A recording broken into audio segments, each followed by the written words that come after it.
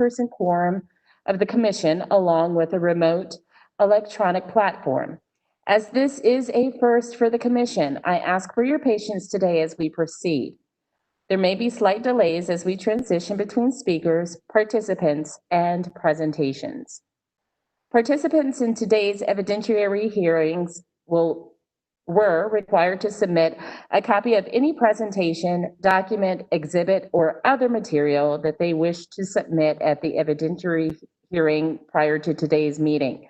All such materials, as well as a copy of city staff's presentations and documents, were posted online prior to this meeting and may be viewed during today's meeting by visiting the HDC web page. No case is proceeding today in which anyone contacted the city to object to the hybrid meeting platform. For everyone participating in today's virtual meeting, we ask that the following guidelines be followed. 1, please mute your audio when you're not speaking.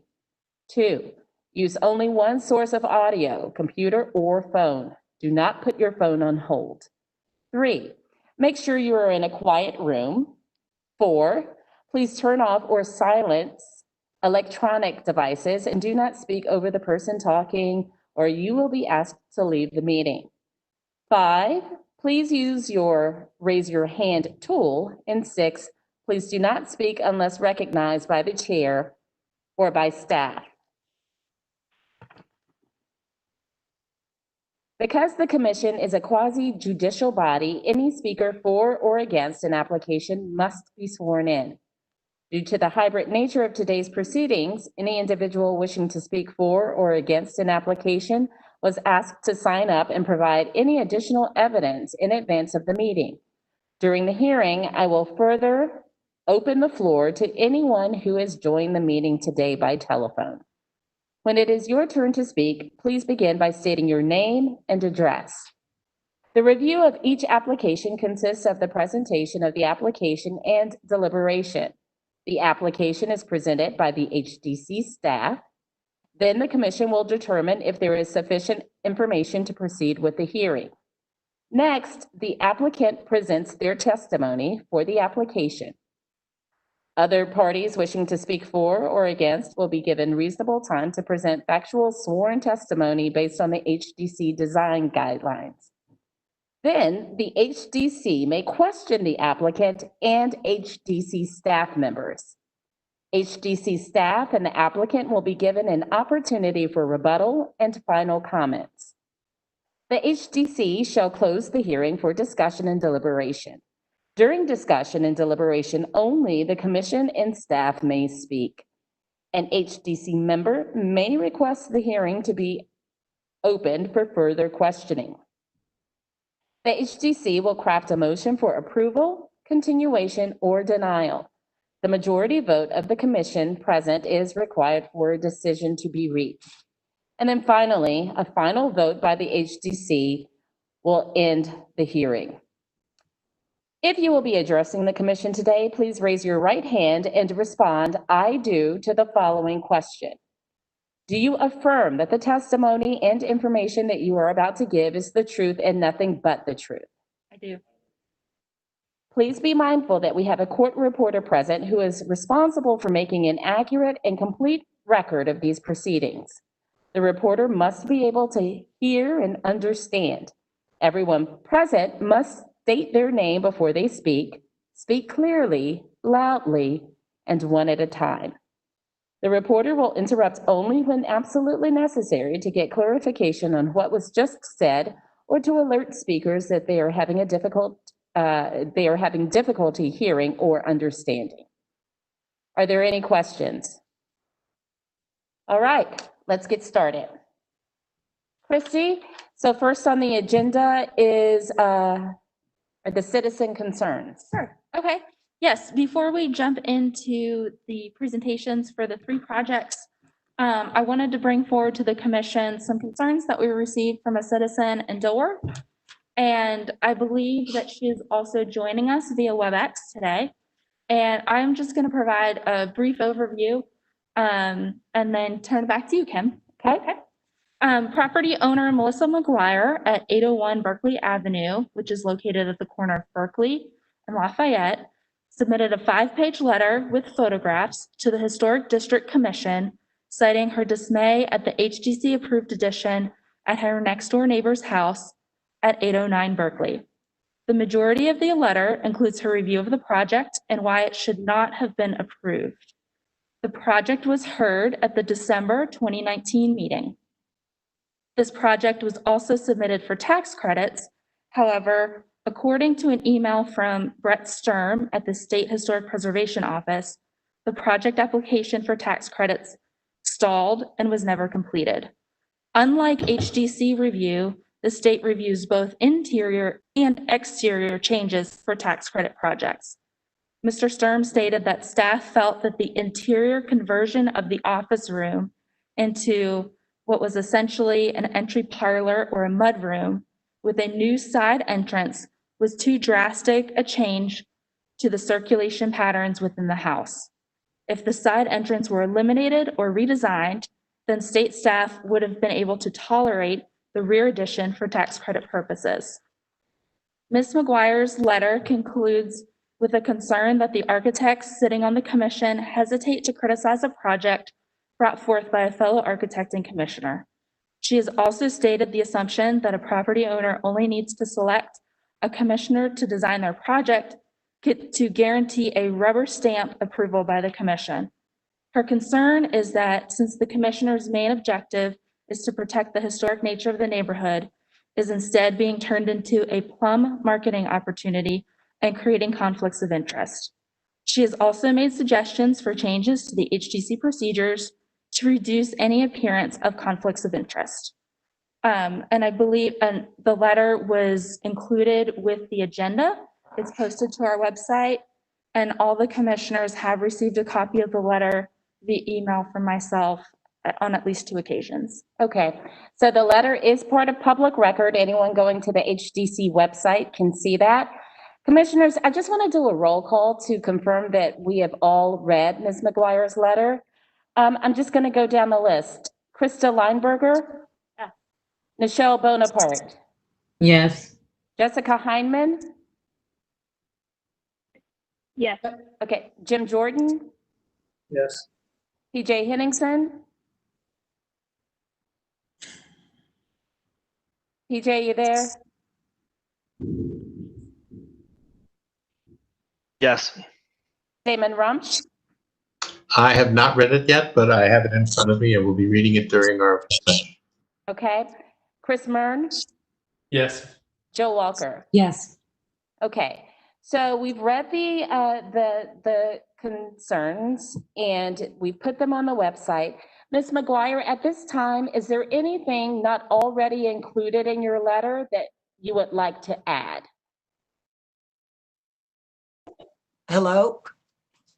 Hi, Ms. Hi. McGuire. Yes, this is Kim Perotti. I'm just checking to see if there's anything not included in your letter that Yes, there you would like is. to add.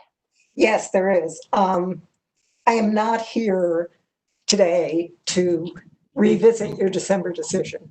That is water under the bridge, and we'll live with that. I am here because I think that HDC has lost the trust of a lot of people in my neighborhood, and I suspect in other historic districts as well.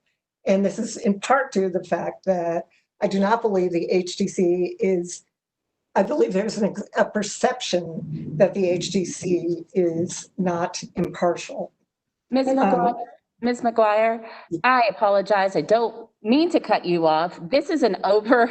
We actually scheduled another meeting just so that we can start getting through the backlog of cases that have built up due to the pandemic. For the sake of this meeting today, I would like to add anything that is not currently added in the letter. We have everything that you've said so far in the letter. Is there anything new that you would like to add? Yeah, Carl Johnson, my neighbor, also wrote to Christie on this issue.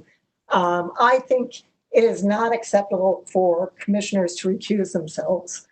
I do not think that is enough to avoid the appearance of undue influence. And I think the HDC ought to be very concerned about the perception in these neighborhoods. Okay, Ms. McGuire, I don't mean to cut you off, but we need to get to our cases. I'm sure you appreciate the fact that we're here to hear the cases and make sure that your neighbors are having their projects heard. Okay, So that's fine, but when can I speak to someone about this issue? well, I want you to know that the letter that you so painstakingly put together, thank you for that, is on our website. It is also here in the hands of each commissioner present. We've all except one have read your letter. So we want to get back to this, but right now we need to hear if there's additional information, and it doesn't sound like there is. It sounds like you want to be heard, and we want to make sure that you are heard. One thing that I didn't see in the letter, and I'm wondering if you have it, you mentioned that HDC commissioners have their applications approved at a greater rate. Do you have the exact numbers on that? No, I mean, I have looked. It's not very easy to find that information on your website. And I don't think I said at a greater rate, but, So let me just ask if you'll bear with me for a moment. I know, Christy, that we talked about looking at changing rules for procedures.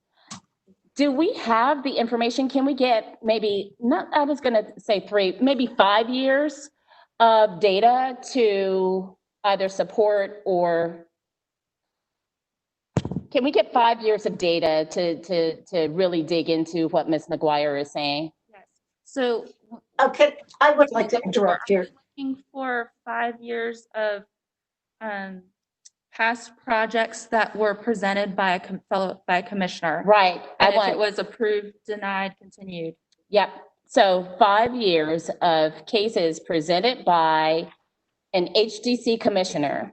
I'd like to see how many of those applications were passed through. Okay. How many were continued, Okay. how many were denied. Okay. Because I think that then we can speak directly to what Ms. McGuire is saying from a factual, from a numbers place. I'd like to say just 2 more things. And that is, if you are going to discuss this further, could you let me know? And the second thing is, it's not just about what the facts are, it's about what the perception is. Right. And I completely agree with that, Ms. McGuire, but facts matter. And so what we'll do you think we can revisit this for Ms. McGuire, and not just Ms. McGuire, but just for our neighbors in general? We have a backlog of cases. Do you think we can do it in the fall? I will try. Okay. I can't, I can't give you a specific date right this instant. Sure. But let me go talk with my staff, Okay. and perhaps at our August meeting in a couple weeks, we can make an announcement of when this information will be expected. And I have Ms. McGuire's contact information. Okay. And of course, glad to keep her in the loop. Right. It's going to be really important that she's a part of that, Yes. that discussion. So Okay, Ms. McGuire, can I say one more thing? And then I'm gone, then I'm gone. I just want to thank Christy, that's all, for Oh, holding my hand through this whole thing, because it was not always easy. So thank you, Christy. No, you're very welcome. Glad to help. That's what we're here for. And once we have some more research, I really do look forward to continuing this conversation with you and with our other neighbors, because it's really important to me that we do this based on facts, as our chairman has asked for. So thank you. Well, thank you for putting that out there, Ms. McGuire. It's a chance for us to be completely transparent and speak to not just the Dilworth neighbors, but all of our district's neighbors. So thank you so much. Thank you. Have a good day. You too. Okay. Okay, we have a couple of people. Okay, Jessica Hyman. Commissioner Hyman, you want to add to the discussion? Yeah, I just wanted to add, I think the only way for this data to really be a complete picture is if we have the data from professionals that are submitting projects, because I think the suggestion is going to end up being that professional, in the letter it references owners, builders, architects, and real estate agents, etc. Okay. The suggestion is that professionals who are engaged with this commission, who make the effort to understand the guidelines that have been written by the community members in a thorough and complete and nuanced way, should be penalized for that? Sure. So again, Jessica, one more time, just so that we are clear on what information you want added to this data mine. What is it? Yeah, I think the data mine that's been mandated by this letter that is in front of me is any commissioner in any capacity related to any application who is a homeowner, a builder, an architect, a real estate agent, and it says et cetera, but I don't know how we defined et cetera. Okay. All right. That's very helpful. Thank you, Commissioner Heineman. But I think it has to be cross-referenced against professionals who are applicants, Okay. correct? Christy, can we do that? Yes, so Jessica, I think what you're asking is that not only do we have architects sitting on our commissions, but we have real estate agents, we have contractors, builders, and at any point, if any of them also submitted an application, you want that information as well. Well, actually, the only way for the data to be equitable, if it's any homeowner, any builder, any architect, or any real estate agent. Otherwise, it's a false correlation. Because what you're saying is people who are engaged with the commission and understand the rules and are bound to following the rules because they know them well.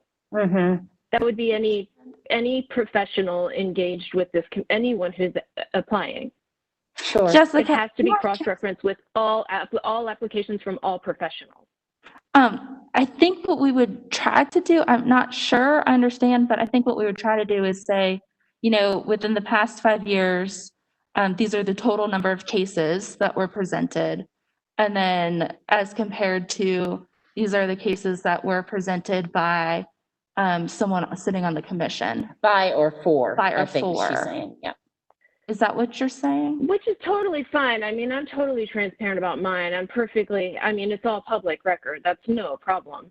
Yeah. What I'm saying actually is that there's a false correlation there because it should be true that any professional with expertise in this area would have a knowledge of the rules and that this commission is bound to being guided by those rules. I agree, but I don't think that is the accusation or the question being put forth. I think the question being put forth is that the commission, people sitting on the commission have an undue advantage. The letter stated that all you have to do is select a commissioner and your project will be rubber stamped, not necessarily selecting someone who has familiarized themselves with the guidelines.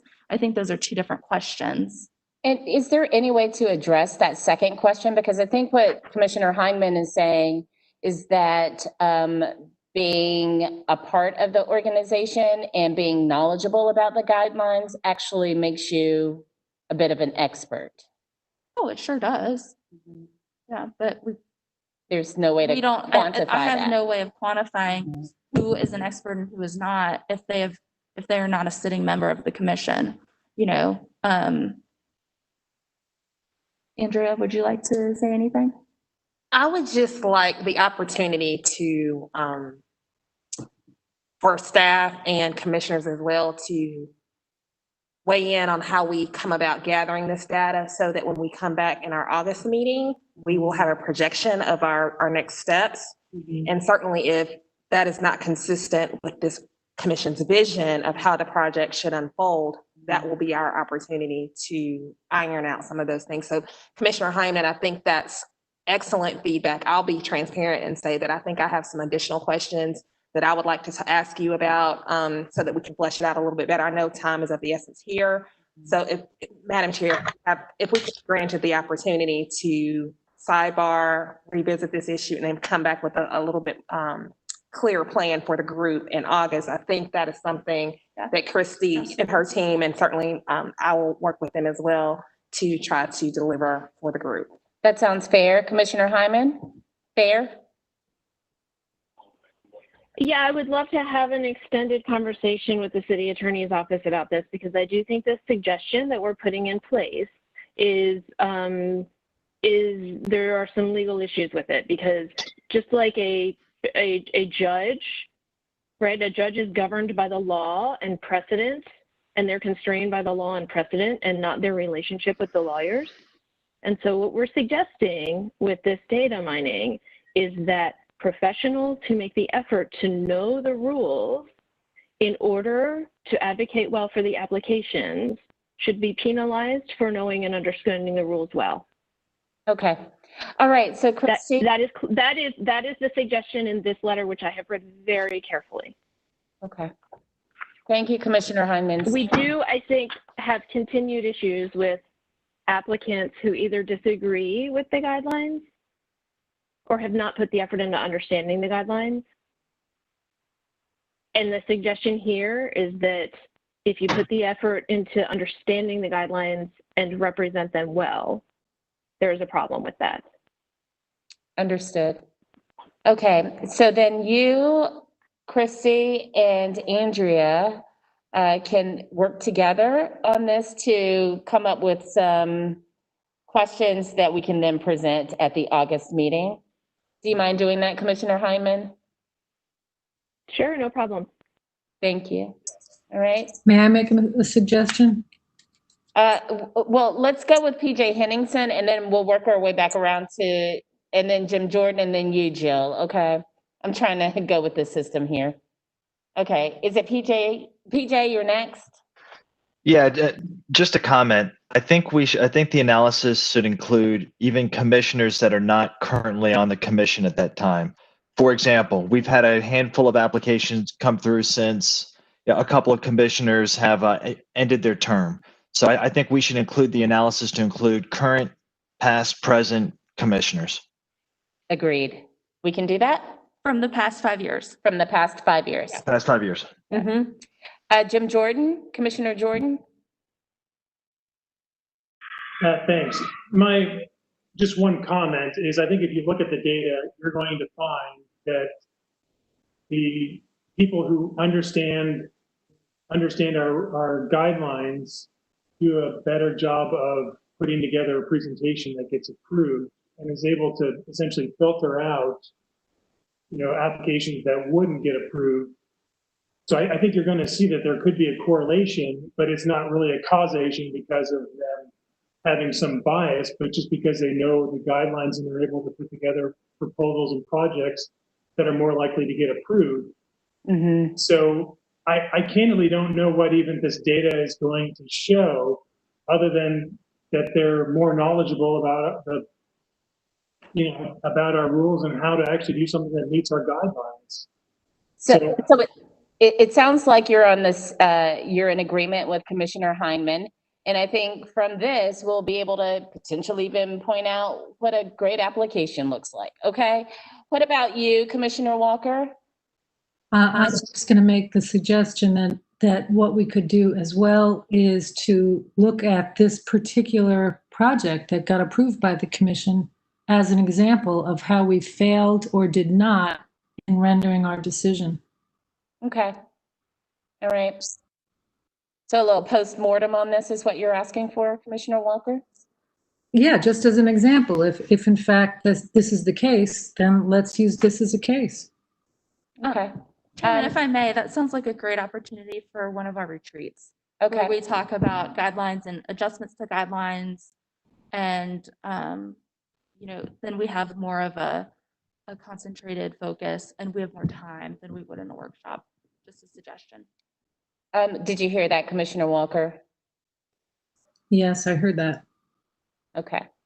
So if we're really to get in and mine, do a thorough postmortem, it sounds like we need to do it in a place where we have time allocated solely for that. That work for you? If that's what's suggested by Christy, sure. Okay, thank you. All right, thanks for the discussion. Andrea, yes. Just one quick thing. Thank you, Madam Chair. Just wanted to reiterate that while we talked about Commissioner Hyman giving us feedback, and I would encourage all of the commissioners, if you have any feedback for staff that would help us to bring a solid plan plan of action in August, please do that. And of course, we will take the direction of this commission, but it will be our best efforts at that time to provide something for you all to react to.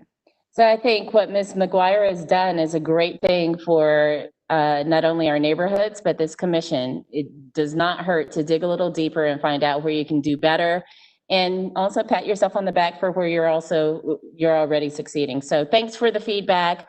If you have additional feedback to give, please share it with Christy and/or Andrea. And, you know, while we're patting ourselves on the back just a little bit, I want to say thank you to all of you who've joined today. This is a bonus session because we know that the pandemic has slowed things down tremendously, and we lost a lot of ground, and we're here trying to make it up. So thank you for showing up. And we're going to show up for Ms. McGuire and other members of our communities who require that. So thanks to Ms. McGuire and thanks to you all, HDC team. Okay. So ready to move on to our first application? Yes, is Chris on for 2000 Park Road? Chris? Yes, I'm here. Hi, Chris. Chris. Hi, how are you? Good. Thank you for joining us today. Have you been sworn in? Were you here when Kim swore everyone in? Yes. Okay. Okay. Ready? Okay. So the first case is 2000 Park Road, and it is a rear addition. And at this point, to keep things moving, I am going to turn it over to the applicant. Yes, I have control of the PowerPoint, and it looks like my cursor can help you point things out. So if you want me to point things out, let me know. And if you want to go back different slides, let me know. But otherwise, the floor is yours.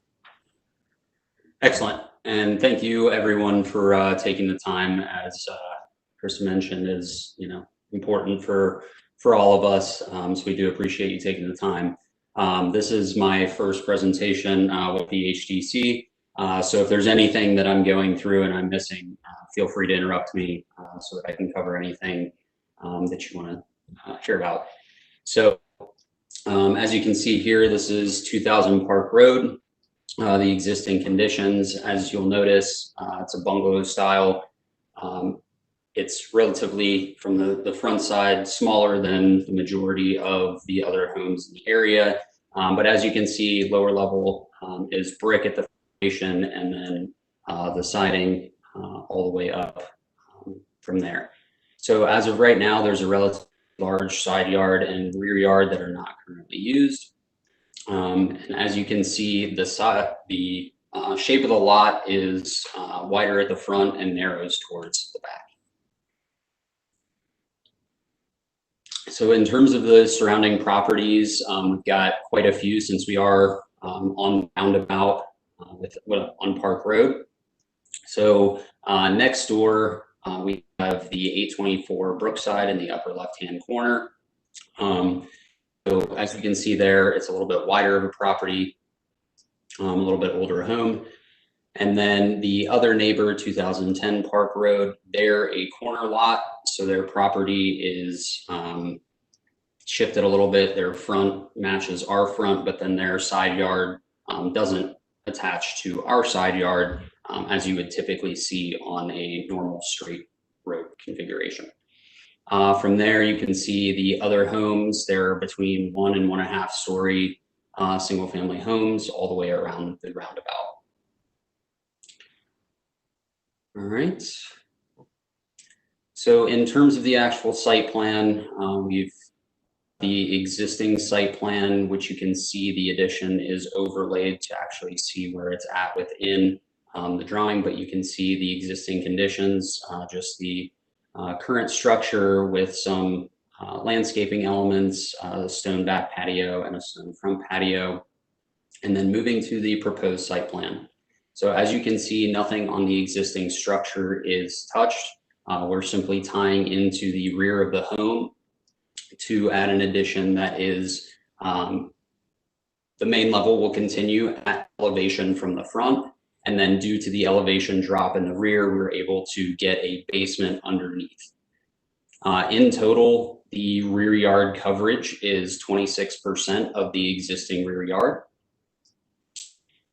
And we also have a proposed stone paved or paver driveway for the vehicles. And the only landscape piece that is going to be moved, obviously, is the backstone patio. And then there's one small maple at the rear of the house that we will move back towards the fence line. All right. So in terms of the setback, we meet the 20-foot rear setback to the addition.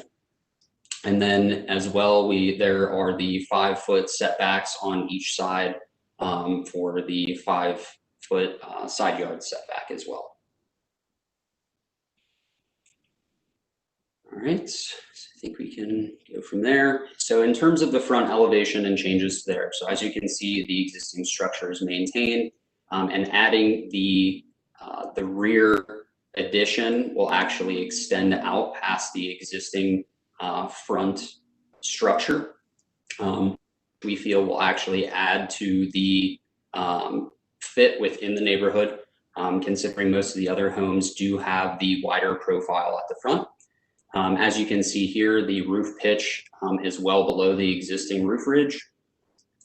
And you'll notice that because we are attaching to the rear, there are a total of 6 existing historical windows. We have proposed moving to new locations within the addition, one of them being, or 2 of them being here at the front of the house for the lower portion below grade, which is highlighted there by the dotted line, and then the one above on the main level to keep the front facade maintained throughout.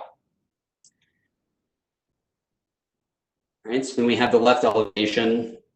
Again, as you can see here, we get the nice grade. So the basement is below grade, and we are continuing with the existing materials. So the brick will match the foundation that is currently on the existing structure. Again, we're not doing anything but tying in to the rear of the structure. Again, the ridge line well below the existing ridge line. And then as you can see here, we've called out existing or the reuse of an existing window that was removed from the rear on the front side, and then proposed to match the existing for any new windows, as well as some of the smaller accent windows for the top level floor.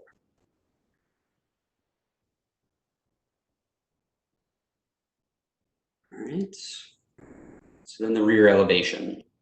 So again here, no roof ridge changes.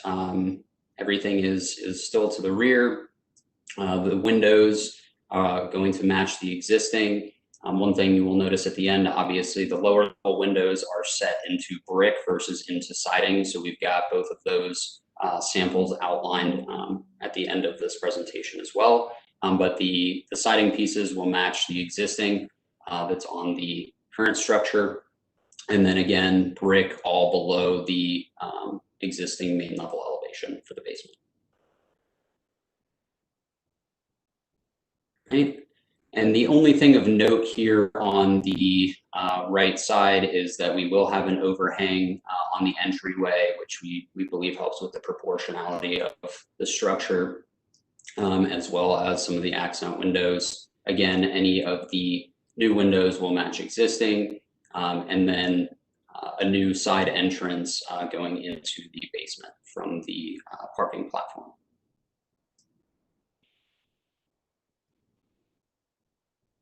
All right, so as you can see from the existing, we're kind of the small on the block here. So adding the addition out to the side will bring us more in line with the rest of the homes that are nearby.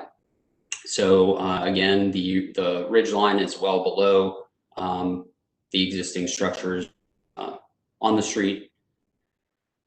So no changes to height. And in terms of the details, as I mentioned, right, continuing with the windows as they're set today in the siding, and then for the brick windows, also setting those based on this model here. In addition, for the architectural details of the roof, we'll continue to have the roof overhang and the porch overhang, as mentioned on the right side elevation. We'll also have the same architectural detail in terms of the finishes on the roof.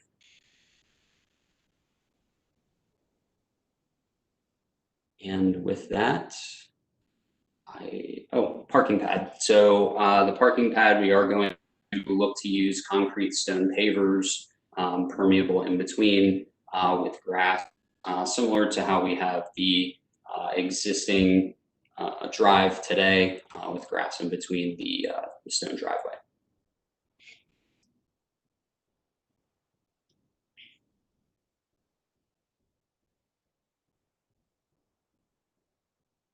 Right.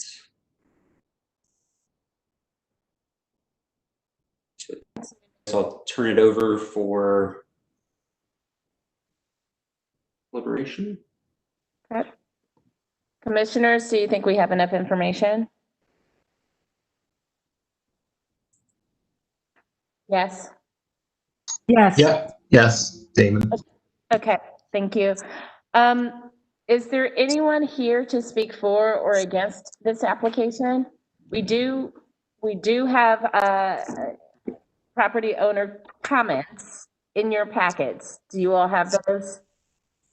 Everyone has those, yes? Yes. Okay, and Andrea, this is considered hearsay? Will you make your legal point on this? It is considered hearsay as it is not sworn testimony, but Madam Chair, just please verify that the applicant also has a copy of the written comments. Okay, Chris, do you have a copy of the adjacent property owner's comments to your application? I do not. Chris, they are posted online on our website as part of your presentation. So if you go to Historic Districts and Agendas and select the July special meeting, and then click the hyperlink on your project, it's at the very end. I would just, Madam Chair, in light of that, I would just ask that we would give the applicant an opportunity to look at those comments and respond to them while you all engage him with comments and questions. Okay, And fair. I can ask Candace. Candace, is Mr. Hofstadter on the call? Has he joined us at the meeting? Mr. Hofstadter is not on the call. Okay, great, thank you. And I believe Megan Tiffany, who is the property owner, is on the call. Is that correct? Correct. Okay, thank you. Okay, so do we want to hear from Ms. Megan? Megan, is there anything you'd like to add? No, I think Chris did a pretty good job. Ms. Megan, have you been sworn in? 10 minutes ago. Yes, okay. What, did you say yes? I heard 10 minutes ago, that's it. Oh, sorry. No, I have not been sworn in. Do you affirm that the testimony and information you're about to give is the truth and nothing but the truth? Yes. Okay. All right, please proceed. Yeah, so I think Chris did a pretty good job with the presentation of just kind of what we're hoping to do. Really, we love the neighborhood, love my home, and honestly, we just want to be able to prepare for some growth for our future together.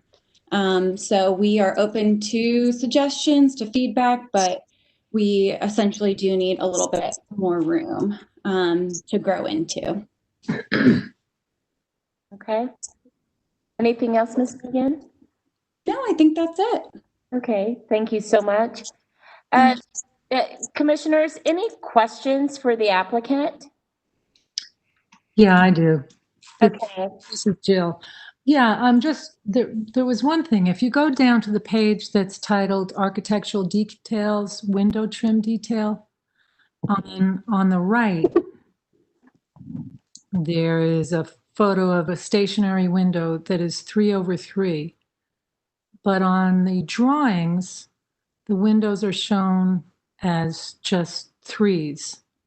And in your statement of proposal, the windows are to match existing, so I'm just wondering which windows will you have on this new structure? So ultimately, we would like to get feedback on that element, but I think it makes sense to go with what is for the time. So we would expect to do the 3/3. I don't think that's reflected in the actual architectural drawing itself. Okay. I'm sorry, this is Christy. In my discussions with the applicant, I believe that the exhibit showing the window in brick was simply to show how the trim would be detailed out in the field of brick and not necessarily the window design. But Chris, if you could confirm or correct that. Yes, so that was the intent, was to show the design, not necessarily the window, but if the window is of concern, then we would definitely be open to addressing that. Okay. Okay. All right. And then does it say, because I could not read, what the real height is of the rear structure given the site going downhill?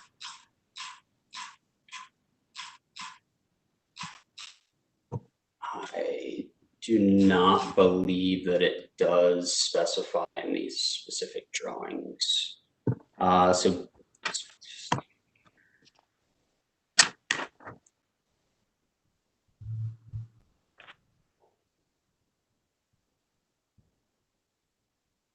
looks like it's about 24 feet. And that's to the roof, the top of the roof line? Yes, to the top of the ridge line. Okay, ridge line. And then I guess the other question I was curious about is I don't have, it's hard for me to navigate through all this as I'm speaking, but in my notes, you state that the projection for the STDLs for the new windows will be 1/4 of an inch. Is that compatible with what you currently have on your existing windows?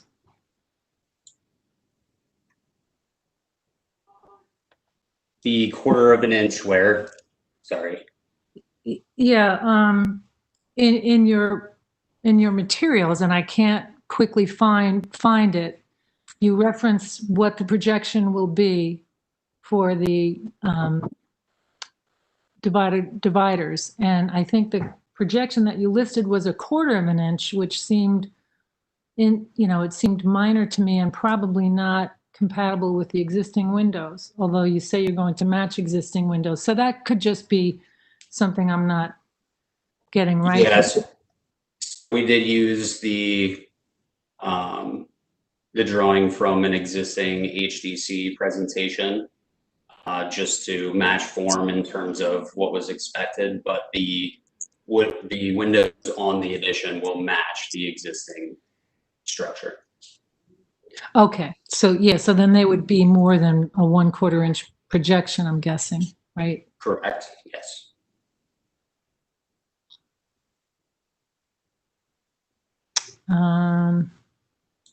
Yeah, I guess the only other question I'd like to ask, there's the appearance in the back with no door is for some reason not helping the rear view of this building.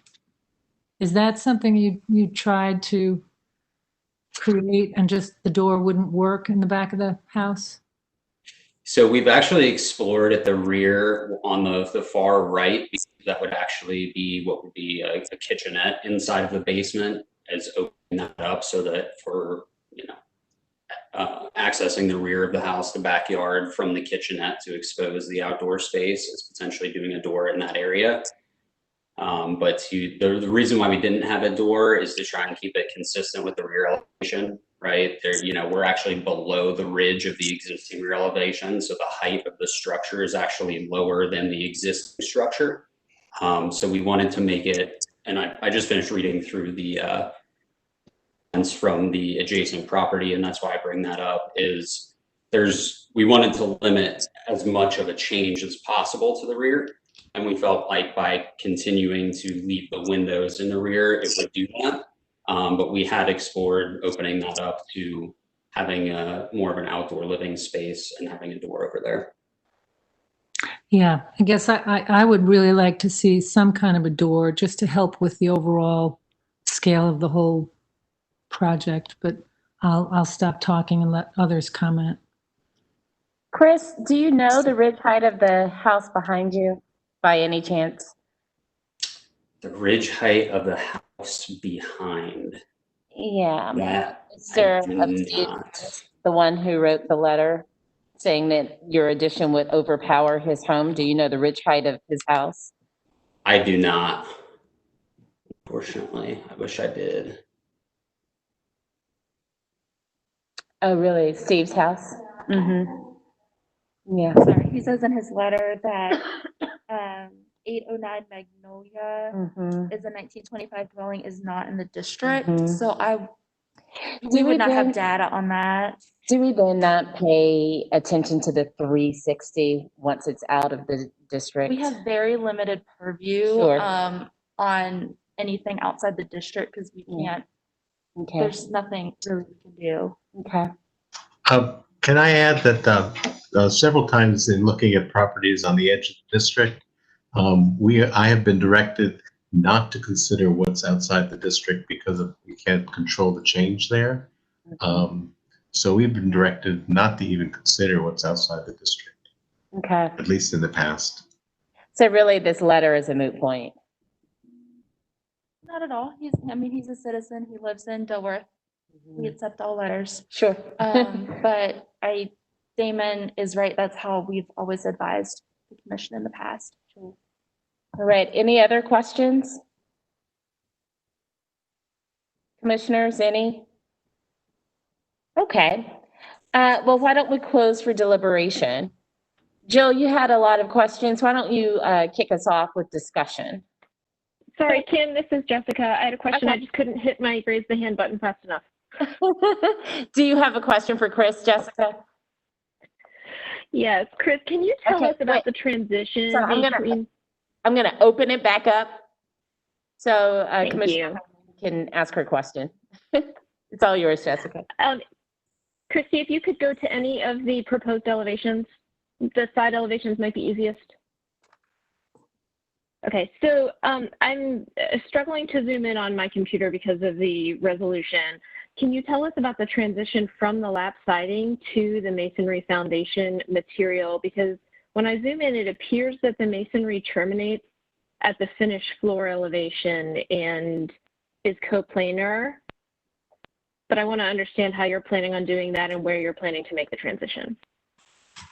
Yeah, the transition would essentially, what we're trying to do is keep it consistent from front to back. So the brick would essentially match off of the existing elevation all the way through the back.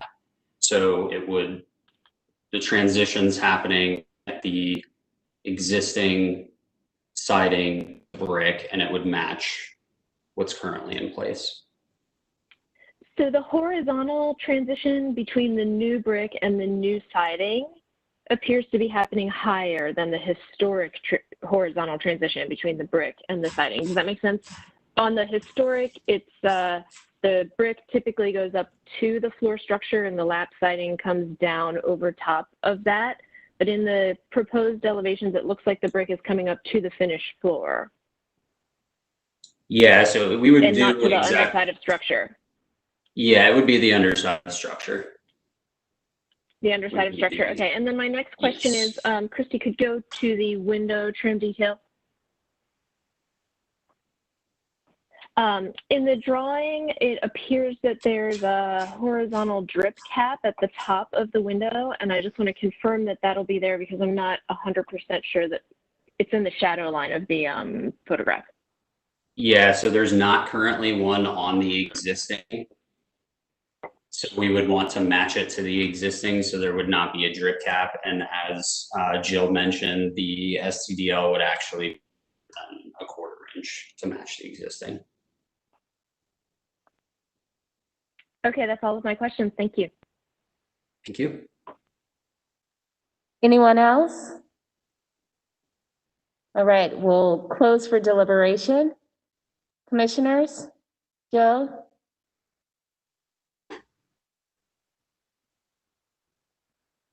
Bill Walker, you want to lead us in discussion? Sure. So I guess I'm having trouble with the treatment of the rear side of the structure in terms of what it is architecturally, just the 3/3 window appearance of it. I don't know how that translates in terms of a typical rear house surface that I can compare it to. Okay, maybe someone can speak to that. But right now we have PJ, Commissioner Henningsen. Thoughts? Yeah, so two comments. First comment is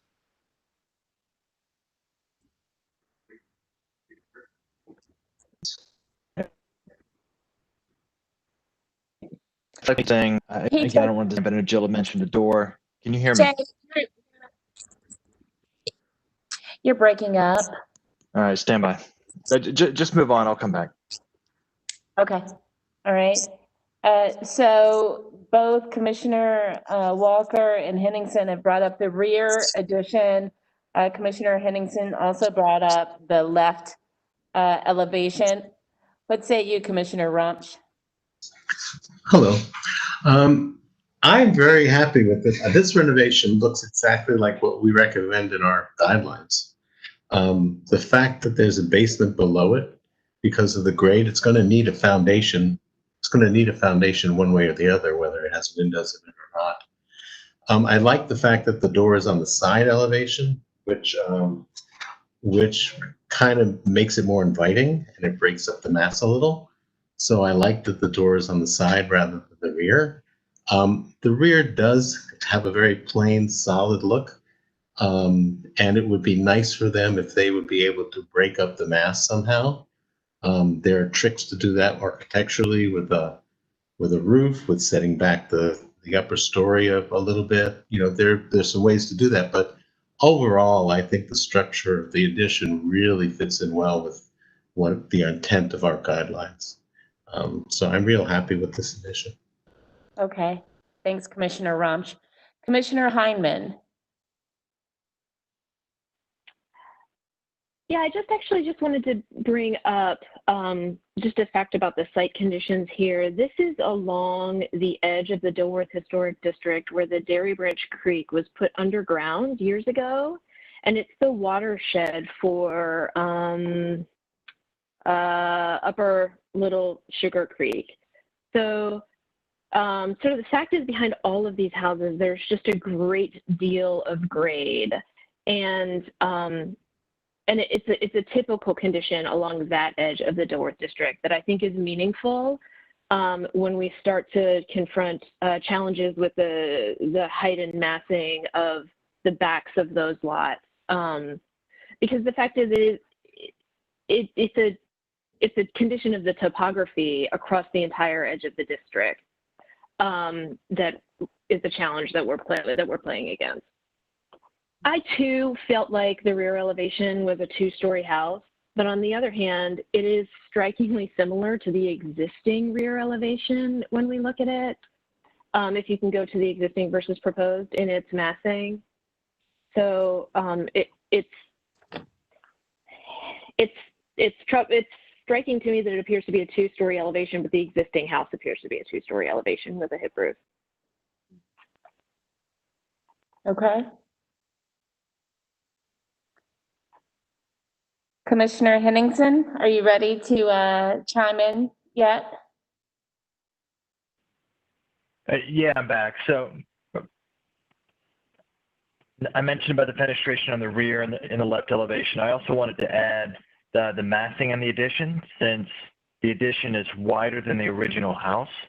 I don't want to say it seems to overpower it, because the directional expression is still maintained. It's a horizontally oriented. The addition is still horizontally oriented. What I do want to point out, though, is we all know that the lot is challenging. And since the directional expression is being maintained, I think that's enough reason to say that the addition being wider than the original house is not incongruous. Okay. And you were mentioning something about the left elevation. You want to flesh that out? Yeah, sorry. Fenestration on the left and the rear elevations. Not that one, the other. Not that elevation, the left one. I may have a lag with my internet.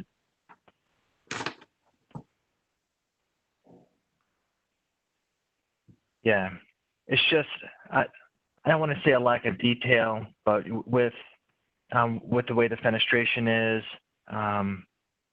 the flatness of the left elevation underneath the gable, as well as the punch out under the hip and the rear. I just feel like there needs to be, I don't know, something so it doesn't give it the appearance of being so flat with a big expansive wall. Any thoughts on that? Do you think perhaps there's something a little off with having the large format windows on the bottom and the smaller ones on the top? That doesn't seem to me to fit in with the rest of the house. We have one of our architects or builders speak up regarding those comments. This is Jessica. Jill, I think you nailed it. That it's an inversion of what you expect to see in the main level of a historic house over the foundation wall level. I do understand the driving programmatic factors that would lead someone to want to have a small window like that in a bathroom or a closet. But I think, every day in this commission, we encourage creativity in the programmatic drivers of the design to accommodate the fenestration patterns. And we see a lot of really exceptional bathrooms and closets with windows with fenestration that's sized to the rhythms that our guidelines require. Okay. Any other discussion? Anyone have anything in mind that they want to say? Okay, we're just going to do a little round robin. Christy gave you a heads up that we'll be doing this. We've heard from Commissioner Hyman. What about you, Commissioner Jordan? Anything you want to add to this discussion? No, I think in general, it's a thoughtful design using the site. So I'm comfortable that it meets our guidelines from an addition going up back, although I do share the fenestration concerns around the windows on the basement versus upper floor. So it would be nice to have a little bit more of an examination of that. Okay. All right, Commissioner Mehren. I agree with everything we're talking about. I think the fenestration for me just becomes somewhat of an issue because there's no true front and side to the lot. That just the continuation of the road that kind of swings around. Because I think if this was a true side of the house that faced perpendicular to the front street, that it would be hidden and we wouldn't see it. So understanding that is an issue. I think I was reading over the voice of concerns, knowing we're taking it with a grain of salt since it's outside the district, but just as a point of clarification, impervious surfaces we don't really cover. That's a planning review, right? Correct? Like, so when we're starting to see these additions come on and understanding that the catch area for water to get back into the ground, that's not something of a ratio that we look at. That would be a planning discussion. This is Christy. There are actually two different reviews for that. Yes, you're right. Stormwater will review all this, and there are specific zoning requirements. However, we have also a higher standard than most neighborhoods in that we require 50% of the rear yard to remain permeable, partially for that purpose and partially because these are more densely packed urban neighborhoods. Okay, so in this respect, then we're looking at the driveway to kind of. Yeah, and it's on the current slide that's up, the site plan, and we measure Oh, I see. It's rear it's yard all from spelled out. the back of the original house. Has to 50% of that has to remain permeable. Okay. Yep. Good question. Okay. Commissioner Lineberger? I just wanted to echo some of the fenestration comments. Just that it just feels like there needs to be maybe another approach to how those relate to the existing structure. And I was just referring back to our guideline on, I think it's 6.1B about the rhythm and the placement of window and door openings. So I just wanted to reiterate that concern that other people have expressed. And Commissioner Bonaparte? I would prefer not to repeat everything that's already been said. I think some of the concerns that were mentioned with the inverse of the windows, not really expecting that on that left elevation, those were already called out. To me, from an additions perspective, like was mentioned, I thought it was very thoughtful, and I don't have any blaring issues with it. Okay. And again, to echo a number of things that's been said, when I saw this addition, I thought, oh yeah, this ties in perfectly. It ties below the ridge line and it's not overpowering, but when you look at it from the left elevation and even not so much for me from the back, I don't mind that it doesn't have a door. The existing rear elevation doesn't have a door. The existing rear elevation also doesn't have 2 floors of windows, so you have that. I think for me, more than anything, it was the left elevation. It just felt, and I know this isn't the technical term, it felt a little wonky. It felt a little bottom heavy with the larger windows on the bottom and the transom windows up top. And so that's why I'm really relying on the architects and the builders to speak to that, because that's the building science of it, that I cannot speak to. So it sounds like we are in agreement on the addition itself, just not so much in agreement on the rhythm of the fenestration. Anyone feel strongly one way or another about this particular application? Commissioner Hyman, thank you. I was just going to suggest that given the location of these rear left elevation windows relative to the site plan and the surrounding houses and the shift because of the pie-shaped lot, I would feel comfortable with staff revisiting the fenestration and rhythm on that wall with the applicant. Okay. Staff, how do you feel? To me, the reason we're seeing this is because it comes out to the side, right, towards the driveway. Mm-hmm. Staff, any? And I'd be willing to float a motion for that if you guys feel like it's time for that.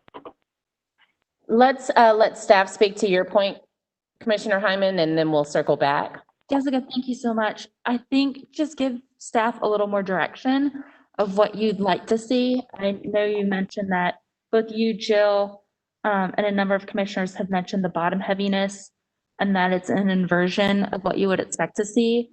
So if you're expecting more of the double hung windows on the top and maybe a transom window on the bottom, is that what you're asking for? I would ask my fellow commissioners who weighed in on this to weigh in again. For me, it is the ratio of solid to void on the main level lap siding part of the house versus the ratio of solid to void on the foundation wall of the house in that one section. I would expect more window on the main level and less window on the foundation. But I think there's a ton of room for interpretation, and I'm 100% comfortable with staff handling that because it is so far back on the lot, it drops back from the side of the house and the neighbor's house blocks the view. When it comes to our mission to preserve the character of the district, I think there's room for interpretation there. Sorry, go ahead, Jill. Yeah, I think a motion is a good idea right now, given to me, the consistent response to that aspect of the left side of the house. And if you have one, Jessica, go ahead. Okay, I move to approve this project with conditions. One, that the horizontal transition between the siding and the foundation wall align with and match historic.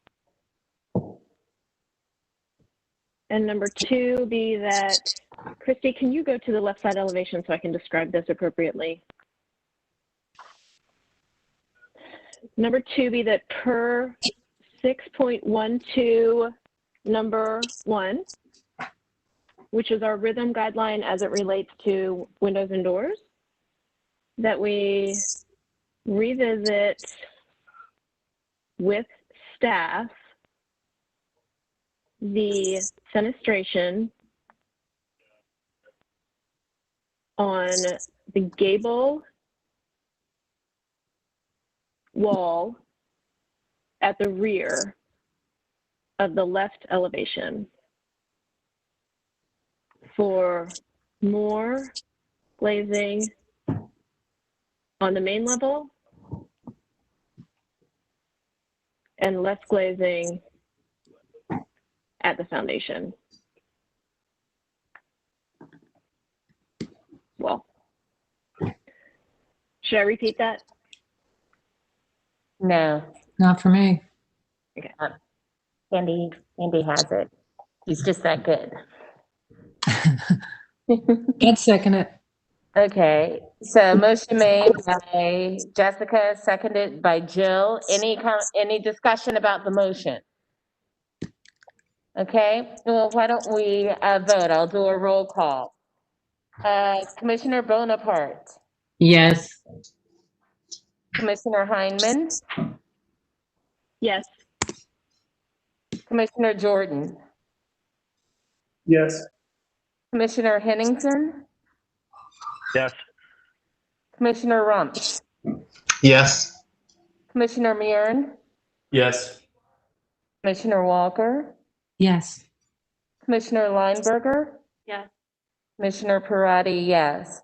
So 9-0, motion passes. Thank you. Thank you, Chris.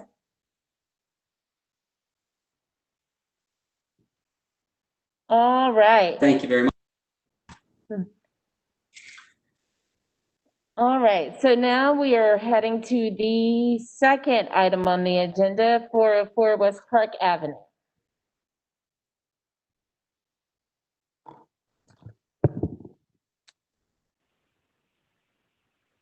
.404 West Park Avenue is also an application for an addition located in Wilmore. You saw an application for an addition at this project, at this house, is it about a year or two ago?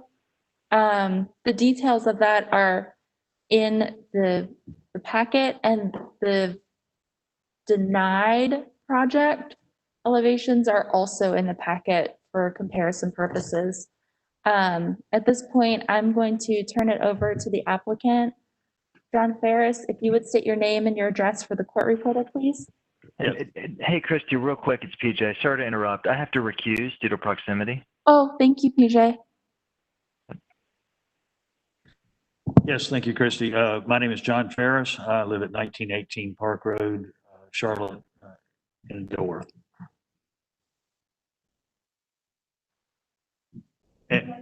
Okay, thank you. I would encourage you to take a look at the previous presentation. And I think this is quite a departure from the project that was denied. And for my presentation, I would just like to go down the guidelines of additions and tell you how we feel we meet each guideline. Attempt to locate the addition on the rear so it is minimally visible from the street. And let's see, Christy, do you have a pointer? So the problem with pointers is that if you use it, the people joining us through video won't be able to see it. Okay, no Would problem. you like to borrow the mouse and run the mouse? No, and no, then no, you can- You can use no. it as a pointer?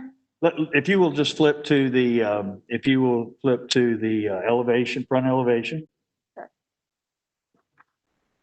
The only portion of this addition that is visible, or would be visible from the street is that top portion where we've added, it pops up 3.5 feet. But you'll see from the sightline drawing that it is minimally visible, in fact, not visible at all from the sidewalk on each side of the street. We can get to that drawing.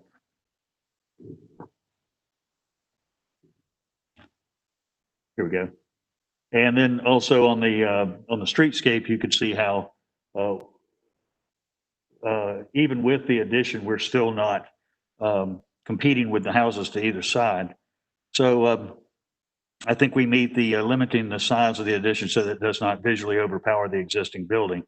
Again, the slope of the addition is back away from the street, so it's vanishing away.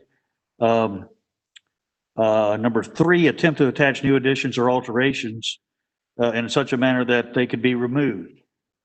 Clearly the case here. You can clearly see where the existing structure ends and the new addition begins. Just to address that, go back to the elevation you were on. Right there. Okay, there was a question on the earlier project about how to demarcate that. We're going to leave the corner board on the existing building. That wall is coplanar. I've done that in previous projects. It was actually accepted in a project by by SHPO, and seemed to be a very good way of demarcating the new from the old. Maintain the existing roof pitch. Obviously, the addition takes all of the cues from the existing roof pitch, the details, the materials. Maintain the, let's see, number 6, make sure the design of new addition is comparable with the existing building. And I believe we've achieved the differentiation here by sort of using the same forms and materials. And it does come up higher, so you can definitely tell it's not part of the original structure, but it remains out of view from the street. Obviously, number 7, we are taller than the existing building, so therefore we are here at the commission. Number 8, we meet the pervious impervious calculations that is shown on the drawings. Now, to get more specific into the requirements for the guidelines for new construction that are used in additions as well. Setback is not applicable. There's no additions going on the front of the building. Spacing, there is on the side. There's a small change with that side porch that comes out toward the neighbor's lot. No change in orientation, massing. We talked about that. I've talked about that already. Height and width, no change in width. Height slightly different by 3.5 feet. Scale, refer back to the streetscape drawing to show how the project compares to the adjacent properties. No change in directional expression. The foundation is consistent with the existing. Roof form and materials consistent with the existing. Cornices and trim, all details are to match. Doors and windows, all details are to match. Porches, no change. Materials, consistent with the existing. Size, obviously, we're larger than we were before. This is an addition.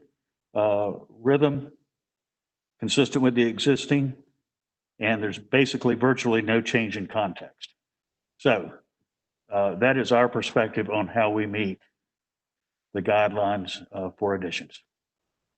Thank you. And also thank you all for being here at this special meeting. Thank you so much, John. All right, commissioners, do we have enough information to proceed? Damon, yes. Okay. All right, is there, yes, Christy? I just need to note for the record that Commissioner Walker left the meeting. Okay, thank you. All right. Okay, is there anyone here to speak for or against this application? Okay, I'm gonna assume that silence means no. According to Candace, it's a no. Okay, excellent. All right, commissioners, questions for the applicant?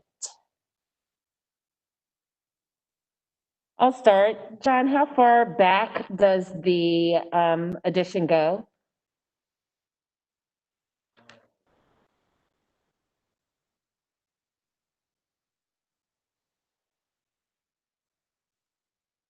I don't know that number right offhand. Can you get to a floor plan?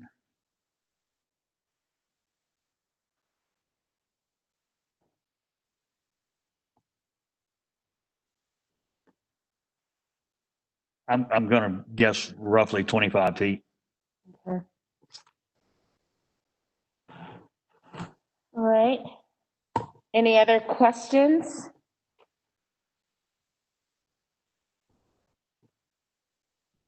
If, okay, perfect. All right, Commissioner Jordan, you're up. John, what's the new square footage of this, the proposed structure? The existing square footage is actually under 1,000 feet. We're adding roughly 1,000 downstairs and about 500 upstairs. But yeah, that's the answer to the question. So roughly, we're going to end up somewhere around 2,500 square feet. Okay. Any other questions? All right, Commissioner Heineman. I'm going to introduce what I was actually going to bring up in discussion now in case it generates questions, so we don't have to reopen. Christy, are you able to pull up something on Google Street View for us? I think she is. Okay, there's a house that has been used as a precedent for a lot of additions with this type of site, type of topography, and sort of historic house general size and footprint. And there's one that I was not a part of the review of. I lived too close to it. I was recused. And neither John nor I designed it. So I think it becomes maybe it's used all the time as a precedent, and it is 619 East Tremont Avenue.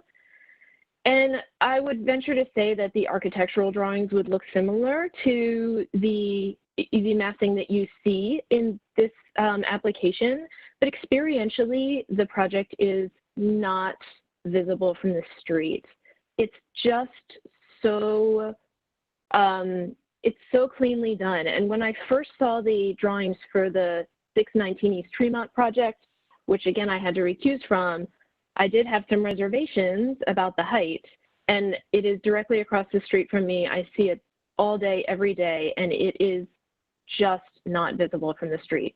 So if it's possible to show the commissioners the Google Street View of 619 East Tremont, I think it is evident when you look straight on at that house and then go to the right or left and look back at it, what the true experiential quality of the massing of something like this is.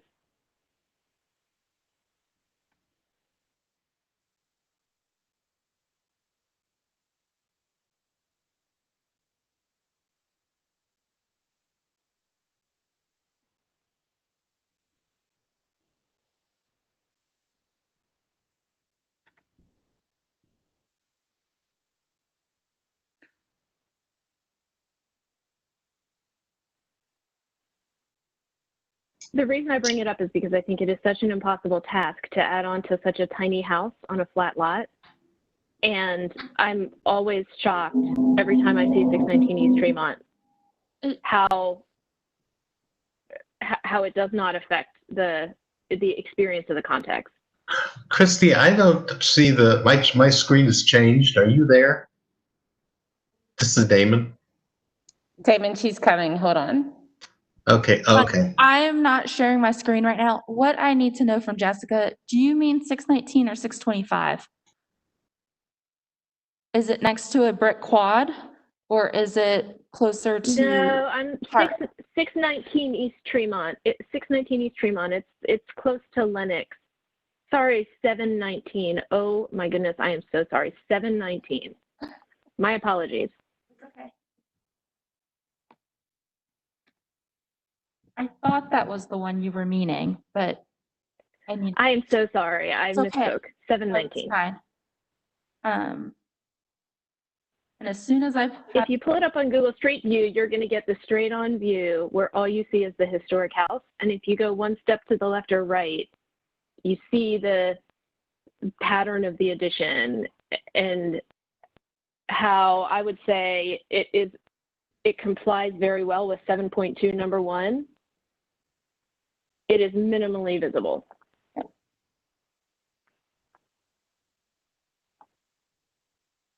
So you should be seeing it now.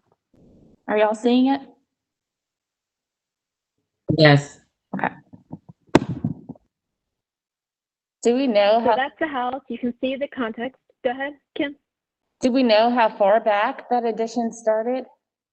Because that matters, It's right? a very, very, very similar. See, it's the second room back, same location.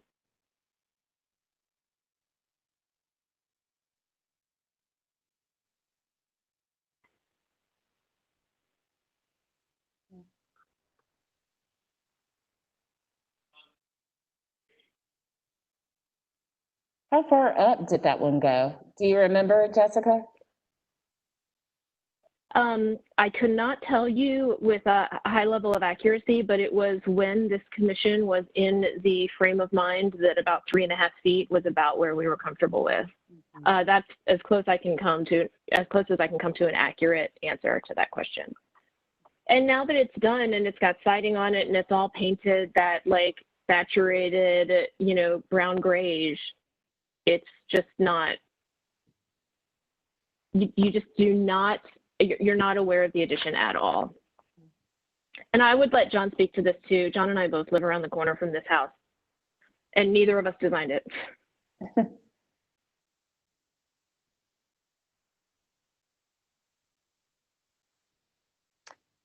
John, did you want to speak to that? Or? Well, I would like to, I'd like to, I've never had any objections to that project for sure. I do live right around the corner and I can't say that I've really ever noticed it, which I think is a good thing. I think that when we talk about roof forms being secondary, I think a lot of times we think about. Excuse me, John, it feels like John's part of the commission by his commenting on this like this. We may want to avoid this line of conversation. Well, we are asking the applicant questions like we do with all the other applicants, Damon. I hear what you're saying. So, I have no other comments on that, on the previous project. Okay. So Talking about I guess, Damon, my your project. point was that he was making a comment about a previous application and not his own.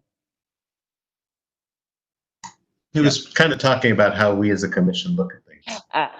No, well, okay. Old habits. All right. And John, I wasn't criticizing you. I was just. That's okay. Just because of the. I feel, let's say, I feel when the guidelines refer to roof lines for new additions should be secondary to those of the existing structure. I think it's easy to get caught up in height, whereas secondary, is it overpowering the roof? Can you see it from the street? If it's to the rear of the house, then that puts it in a secondary position. And so I think when I think of secondary, I think of many parts of that design, not just the height. Okay. All right. Any other questions of Mr. Fairs? All right. Well, let's close for deliberation. Comments, thoughts, musings? This is Damon. Why don't we go back to I have right now a hand raised from Commissioner Rumsch, and then we'll move forward after that, just so that it makes it easier for Candy and for us, okay? Thanks, Commissioner Rumsch. Hi, this is Damon. This seems to match all our guideline. And I appreciate the look at the other house, but even without looking at that, it seems to go along with our guidelines. And it's exactly what we're encouraging. Rather than going to second story, it matches the design of the house. So I think this is a really nicely done job with the existing house and meets our guidelines. Okay. Commissioner Mehren. I think overall it's very well done. I think the level of conversation we're having and the pictures provided really show us the argument and the discussion that we're having. So I think it's commendable on that, especially what's being shown now. For me, I think the addition needs to show some type of setback from the original house. I think I definitely understand the strategy that's being used with it being coplanar, but I still think with the proximity to the street and just the way it's detailed, the continuation of the roof that kind of sets this new one, to me, it doesn't feel enough of as an addition. So I would like to see if it comes in a foot on each side or something, but just something to delineate the old from the new from the side of the house perspective. Okay. All right. Commissioner Bonaparte? So I don't have the building science language, but I think seeing the example that Jessica did direct us to was what I think made me look at the roof of this current property, and it just feels like the roof is very large with the addition, and it kind of blends in with the original house, the roof of the original house, and it just makes it look massive to me from the drawings, from the front elevation. And so I think to what Chris was just saying, maybe if there is some kind of distinction for the roof, for the addition, perhaps it will look differently to me, but that was just my initial reaction. Okay. So Commissioner Mehren and Commissioner Bonaparte are saying that it needs to be more distinctive in its differences, not just in the trim that delineate, that marks is the line, acts as a line of demarcation, sorry about that. So Commissioner Jordan. Yeah, I mean, I guess I don't think it meets our massing guidelines when we're taking a house that's less than 1,000 square feet and making it 250% bigger. And I do recall that, in some past projects, we've approved a 3.5-foot addition on the roof line, but I guess I personally don't think that's in the spirit of our guidelines either. Commissioner Jordan, I don't know if you're coming across as, we can't really hear you. Sorry. Yeah, it's a little muddled. Is it still muddled? I'm sorry. You're much better right now. You're much better right now. Yeah. Okay. I've got my face 6 inches from the screen here, so apologies. My point was, I don't think it meets our massing and scale guidelines when we're taking a house that's less than 1,000 square feet and making it 250% plus or minus bigger. And I know we have in the past approved a 3.5-foot increase in roof, but I guess I don't think it meets the spirit of our guidelines. And then the only other comment is it looks like it says windows are wood or aluminum clad, and I just wanted to make sure that our our commissioners are comfortable with the possibility of aluminum clad windows, and that's kind of within our guidelines. Okay.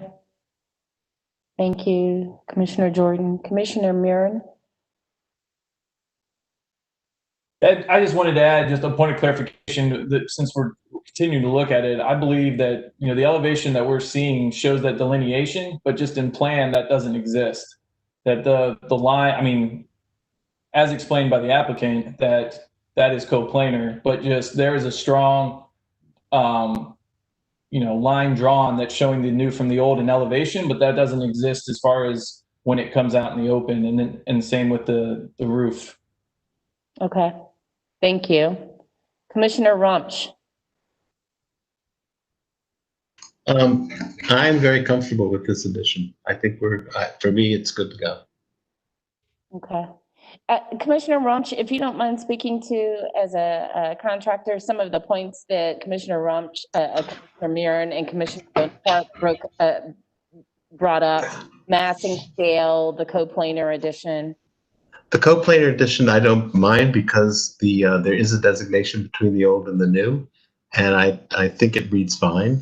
The massing, yes, it is larger than the house that they're adding onto, but this is an addition. So if we're going to limit the amount of square footage, maybe we should say what that square footage limit should be. But this, in terms of the scaling and how well it fits into the house that's there, I think visually it works. And I think in terms of the spirit of our streetscape and the spirit of what we're protecting, I think this works really nicely. Okay, thank you. Christy? If I may, Sure. Chairman, so it is not in the commission's purview to review interiors. And by discussions of square footage, we are nudging into that territory. We don't really get into square footage. So if you could just, you know, maybe reframe about massing. We also have that when we updated our guidelines, we did talk about the possibility of square footage, but it was ultimately decided that that would be detrimental to some of these really small houses in Wilmore. And I believe this one is 983 square feet. And that's why we landed pretty heavily on maintaining our 50% rear yard open space requirement to limit how long and how large these additions can be. So I would just advise the commissioners to maybe steer clear of square footage discussions and more focus on massing and scale. Okay, thank you. So Commissioner Jordan, you want to speak to that? Yeah, I guess I'll just leave it with, in our guidelines, it says increasing roof height is not appropriate for most historic structures. And I guess I consider that one of these. Will you pull back a little, Jim? You're a sorry. little. Yeah, I would just say that in our guidelines, it says increasing the roof height is not appropriate for most historic structures. And I think a one-story small bungalow would be considered most structures. That last part again, please. I would say that I consider this part of our guidelines where it says is not appropriate for most historic structures. I'd consider this part of that. Okay. All right, Commissioner Heineman.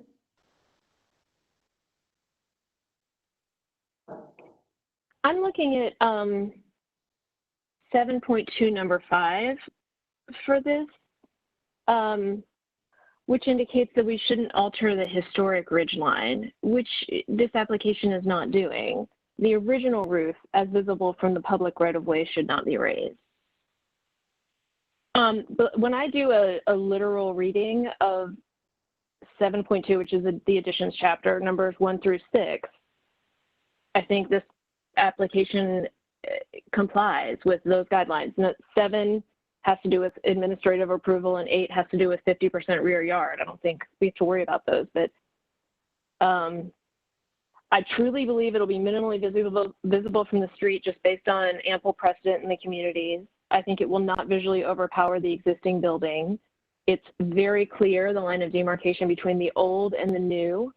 The original orientation of the structure is unchanged. The primary entrance is unchanged. The historic ridgeline is unchanged. and the details are compatible with the historic home. Okay. Anyone else? It sounds like there's some people who have some passionate ideas about this. Anyone so passionate as to make a motion?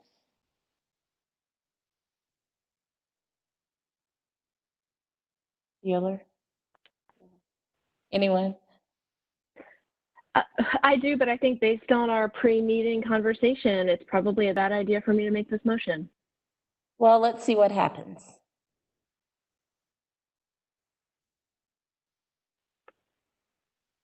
Damon, could you make this motion, please? Only if you'll help me cite from the guidelines to defend my motion. But Okay. yes, because my motion is to approve this application as submitted, given that it meets our guidelines for additions, that the massing and scale are right in line with our guidelines according to 7.2, numbers 1, 2, 3, 4, 5, and 6. Thank you, Jessica. So are you making that motion? Yes. Okay. All right. So will you repeat that one more time, Damon, please? I move to approve this application because it meets our guidelines for additions in its massing and scale, as mentioned in our guidelines as listed by Jessica. Okay. All right. Is there a second for Damon's motion? Okay, Krista has seconded Damon's motion, and so now I'm just going to do a roll call as soon as I find my roll call sheet. Yes. Is there a discussion on the motion? I'm looking at you, Chris Mern. Oh, no, I don't agree with the line of demarcation. That's just my opinion. Okay. All right. I'm the minority on it, so that works. Well, we're going to find out if Sorry, I can respond to that, I think. Okay. I mean, as an architect, typically I would love to see that wall dropped back, but on an interior lot in the historic district where we have these like long shotgun lengths of houses, and with the precedent that the State Preservation Office has made about this strategy, I don't think I have grounds to, even if it doesn't agree with my sensibilities, I don't know that I have the grounds to say no based on our guidelines, is my response to that, if that makes sense. That's a very helpful response to get on the record. Okay. Anyone else have a response, discussion on this motion?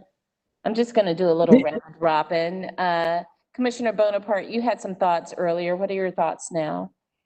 I did. The only thing I would like just some help in understanding some of the architect's perspective around the addition number 2 for 7.2, that the addition doesn't overpower the original building.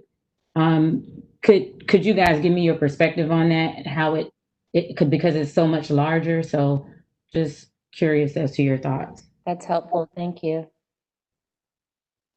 Which I'll let Damon speak to this too, because he has a lot of experience with it. Oh, and Krista's in the room. Sorry, I forgot Krista's in the room. But Nichelle, I would say that my interpretation of this has evolved over the years. I've really done a 180 on it. This pattern, to me, of adding to a house used to feel overwhelming on paper, but having seen it built over the years throughout the communities, it doesn't have a presence in changing the character of the streetscape in the way that I thought that it did. And this one is, I think, thoughtfully stepped in on the upper level with that sort of penty roof wrapping around it, and it's pretty far back. And these tiny houses are such an impossible situation. The footprint is so tiny and the historic ridgeline is so low. I can't read the number here, but I would have to guess that it is, 17 or 18 feet. And so I guess what I'm saying is my reading on it has completely evolved. It used to cause me pause, and after seeing it built in the neighborhoods over the years, I really feel like it is a viable strategy for preserving the character of the streetscape. Thank you, Commissioner Heineman. Commissioner Ramsch? If you'll go to the previously denied application for March 2019, that's a really good example of an addition overpowering. And that's what we're trying to get away from, where you kind of lose the original house with the addition. And so this addition just really respects the character and nature of the existing house and also leaves it very separate so that it can be identified as what the existing structure, the historical structure is. So I just think this is a beautifully done for such a small house to be added onto and make it viable in today's, living standards.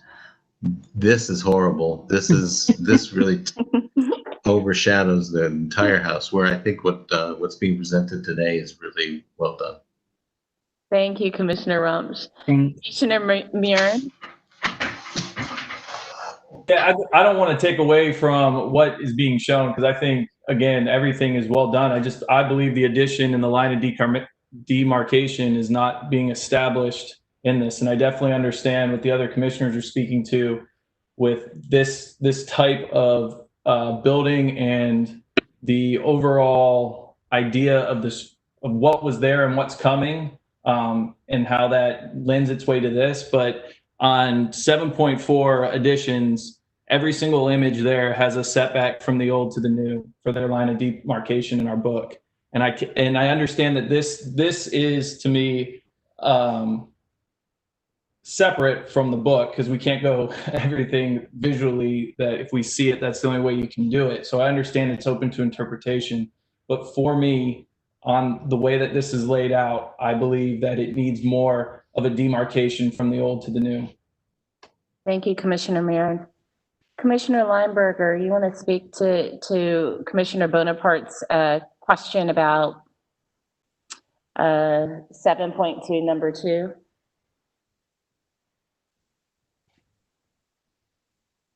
I would have to agree with Jessica on her point that these houses, this house was so small to begin with. And I don't know, to make it viable, and I think Damon mentioned this too, or referred to this too, to make it viable in today's world, I think that there just isn't much of an opportunity. It's difficult not to more than double the size of the house. So I think I'm in favor of approving this personally, as it's drawn. Okay.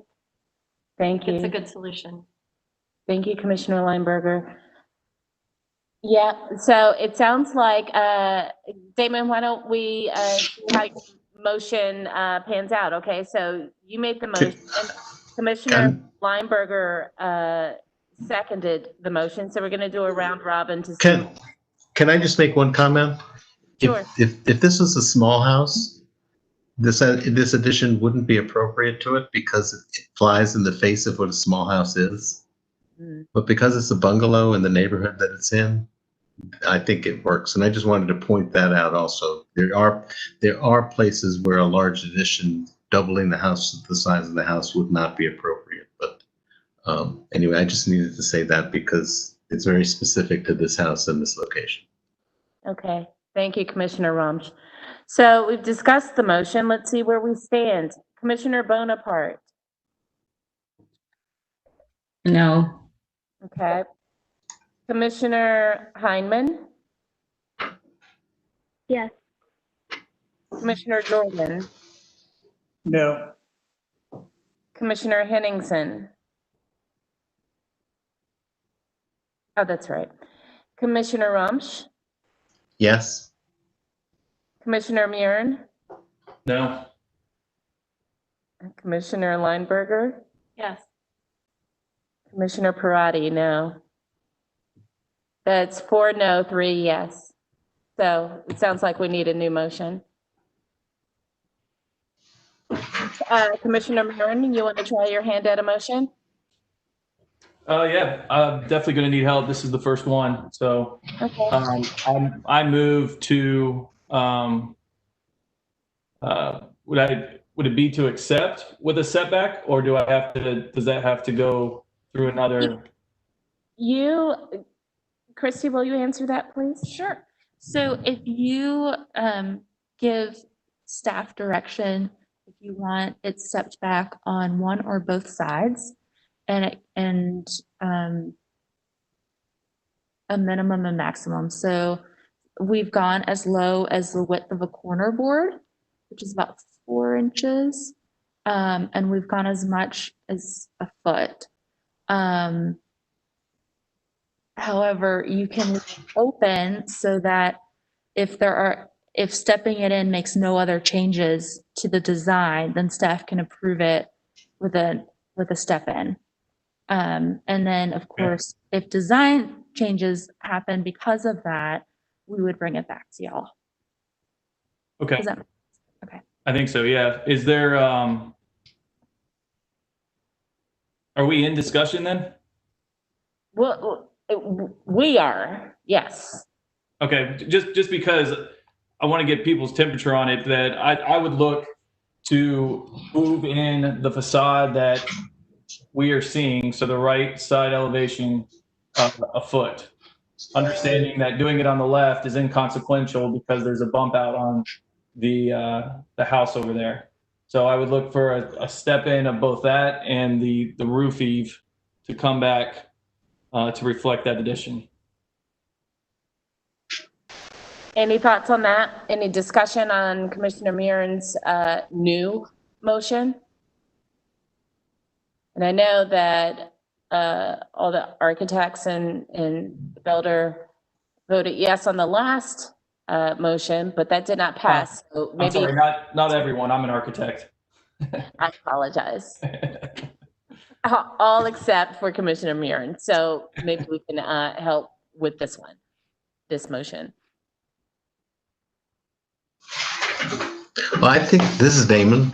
If the step back is where the commission wants to go with it, I think that a foot would be reasonable, and with staff approving it, unless there's changes to design as a result of that step in. So it seems to me that's a good motion. Yes. Cool. Do I need to repeat that? Thanks, Damon. Hold on for 1 second, Chris. Just a moment. Chrissy's talking. I just need to reference the guidelines for additions in addition to this approval with conditions.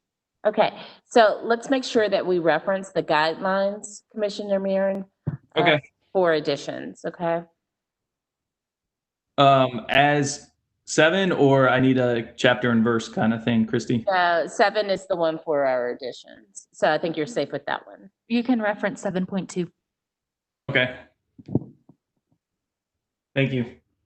Then I move to accept with the following conditions, citing 7.2 of our guidelines, to have the right side elevation with the new only the new addition part, obviously moving back 1 foot from the existing elevation. Do we have a second for that? Second. Seconded by Commissioner Bonaparte. Any discussion of our Commissioner and Architect Chris Mearns' motion? Any discussion on that? Or you want to take a vote? All right, let's do a round robin vote. All right, Commissioner Bonaparte.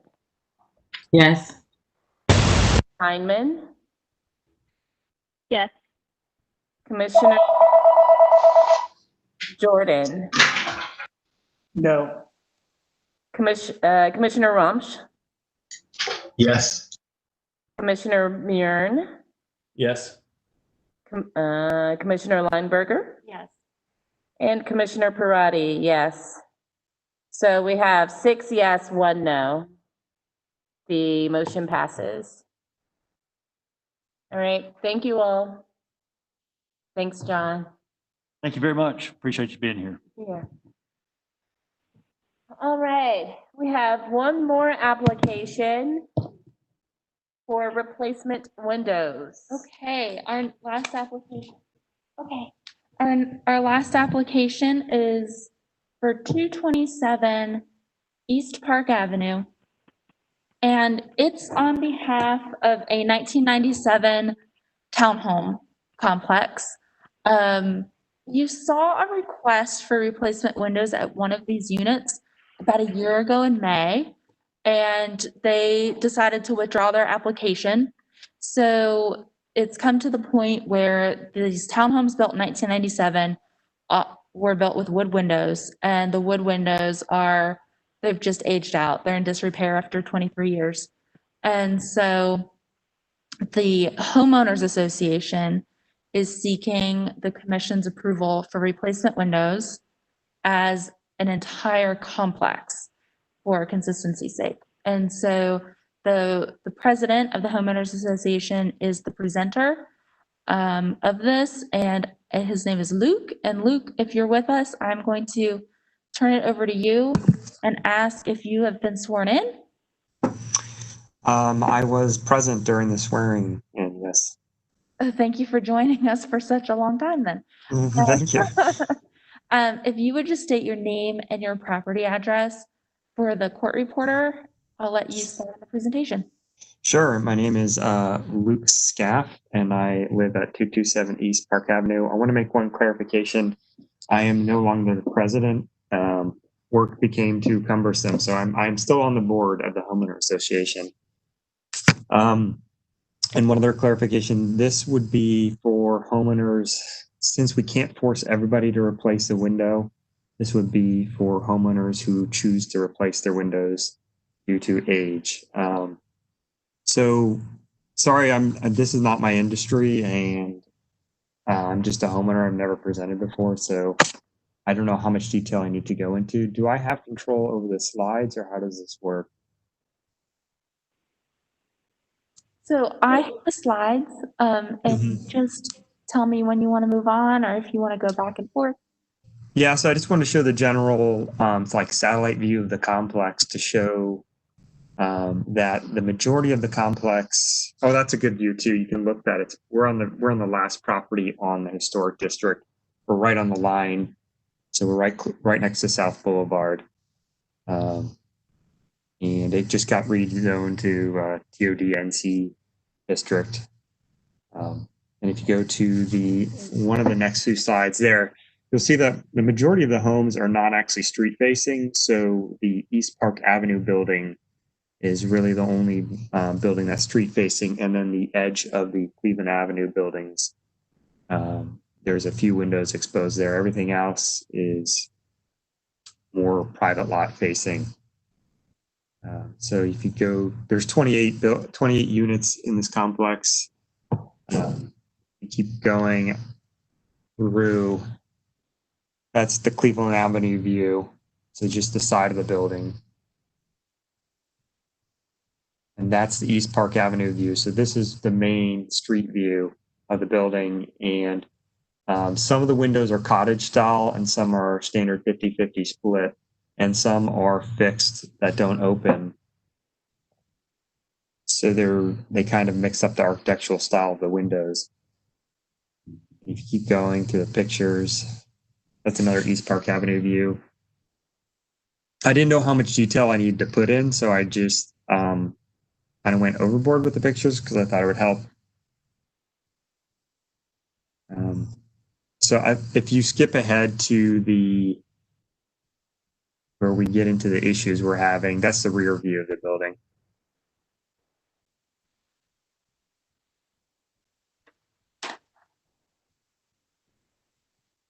we can go back to those pictures if anybody has any questions, but I wanted to get kind of to where so yeah, that's good there. So in the neighborhood, directly adjacent across the street, there's a dance studio across East Park Avenue that has vinyl windows. It's a commercial building. And if you go up one page, previous page, that would be Ruth's Hair Salon, which has vinyl windows too. I'm sure they were never approved by the district, but I'm trying to give you kind of a view of what's directly around this property. And then if you go to the next page, there is a condominium complex, 3-story condominium complex that I have been told that the historic district did approve vinyl windows for. That is not what I'm requesting today, but I wanted to show it just as a neighborhood overview. And keep going through the presentation. So here's the issues with the current windows. The builder used the cheapest wood windows he can, and most of them are starting to rot, and the sashes are starting to get warped and separate.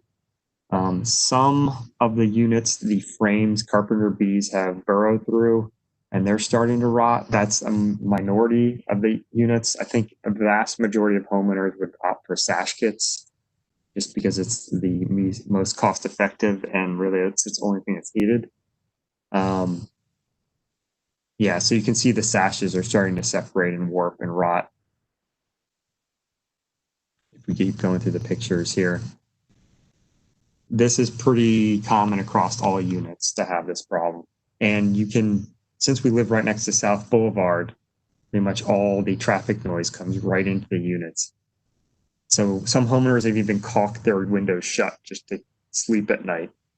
And then I try to go into great detail about all the sizing of these windows and profile frame sizing. So if we keep going ahead, we can come back to this if we need to.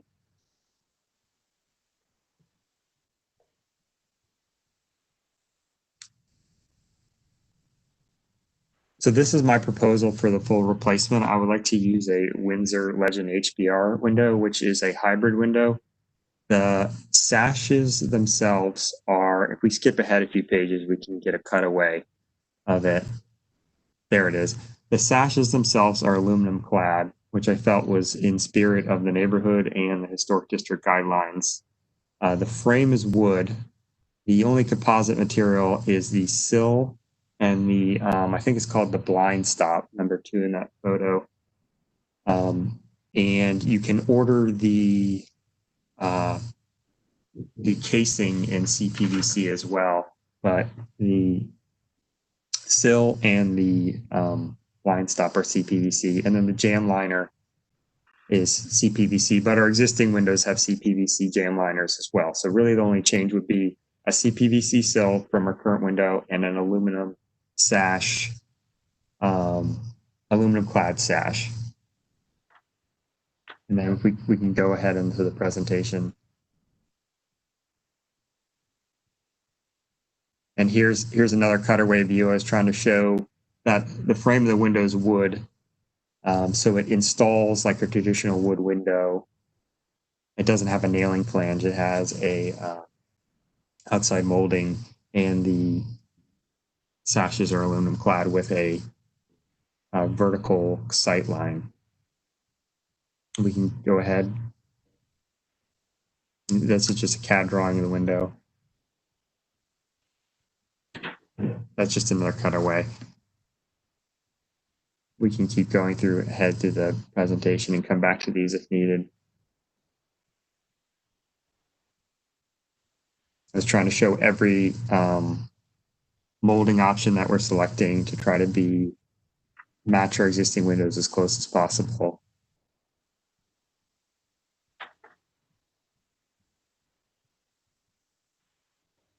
And this is the replacement sash kit I'm proposing. It's the Windsor Revive. It's an aluminum clad sash. If you scroll down, you should be able to see a picture of it.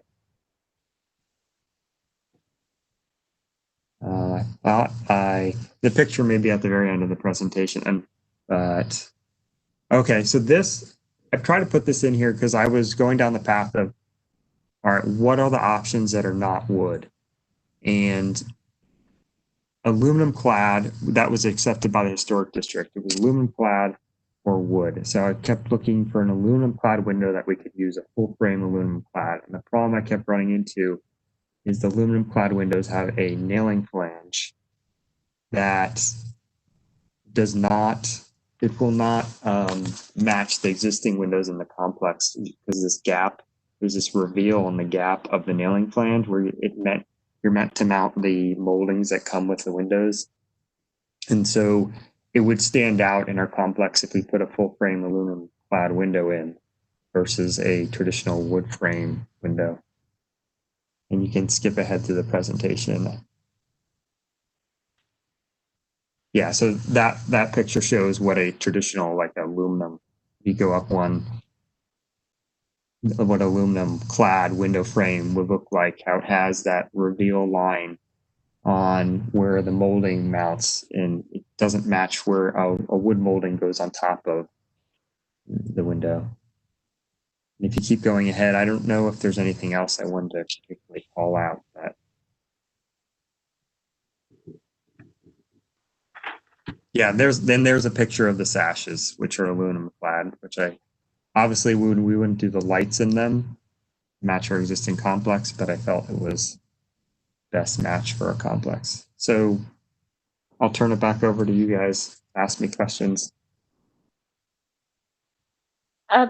Before we do that, is there anyone here to speak for or against this application? Okay. I have a question, Luke. How will these windows compare to the wood windows you currently have? Because I know it's just optional for your residents to choose this particular type of window. So how do they compare?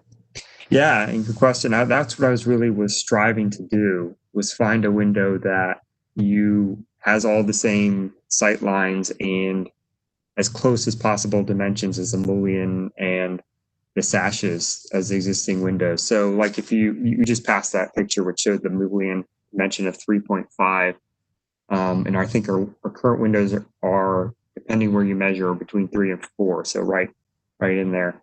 Yeah, that mullion dimension. So, and then the sash profiles are very similar. We're within an eighth of an inch on the sash profiles, the molding on the sashes. So I don't think many homeowners are really going to go for the full frame, but for the ones that do, we are very close on the profiles of the window. And since this is built like a traditional wood frame window, where you don't have a nailing flange and you have a wood frame, the frame is still wood of the window. You just have a CPVC sill. The dimensions are going to be very similar as well. And I know that your buildings are only 23 years old and you're right there at the edge of the district. So why not keep a full wooden window? That was what the builder used initially. Really, I just for durability is what I was hoping to go and use CPVC. It's the material that looks the most like wood that I could find in a window without absorbent cost. So, and I know aluminum clad is an improved material. So the sashes are aluminum clad. So really what we'd only be, we could use wood molding as around the window as well. So the only material that would be CPVC would be that number 6, which is the sill, and number 2, which would be the blind stop, would be the only change out. And the sill is the most common to rot. So you're replacing out, and the sill's pretty hard to see from the street too. Okay, commissioners, any other questions of Luke? Commissioner Runch. Yes, hey. The full window replacement seems to be matching if we're just looking at the lines of the window, that seems to be a good match. But my guess is sash replacements and are going to be probably more the option that people are going to be using. Oh yeah. And my concern is that so often with the sash replacements, you get a jam liner that goes inside the existing window frame, and you add a thickness to that that looks very different from what's there. So can you just kind of just describe what the difference is? What is being added by doing just the jam liner and the sash replacement? How, I mean, you showed us that extra reveal. Sure. Just go over that one last time for me, if you would. So for the sash replacements, these windows are new enough that they're wood windows, but they have CPVC jam liners, the current windows that are installed. So they're not built like a traditional windows that the builder installed. They're not built like a traditional wood window where you have like the weights or I've even seen like the aluminum springs. So if you can go up to the pictures I took where I think I have an interior view as well. Yeah, there. I don't know how high resolution you have, but there is actually so to replace these with sash replacements, you'll be pulling out the jam liner and replacing it with a new jam liner. Okay. So the reveals should be the same because the jam liner thicknesses are going to be about the same. Okay, that answers my question. Thank you. Did you say, Luke, that the current windows have CPVC in them? The jam liners are made of some type of vinyl or PVC material.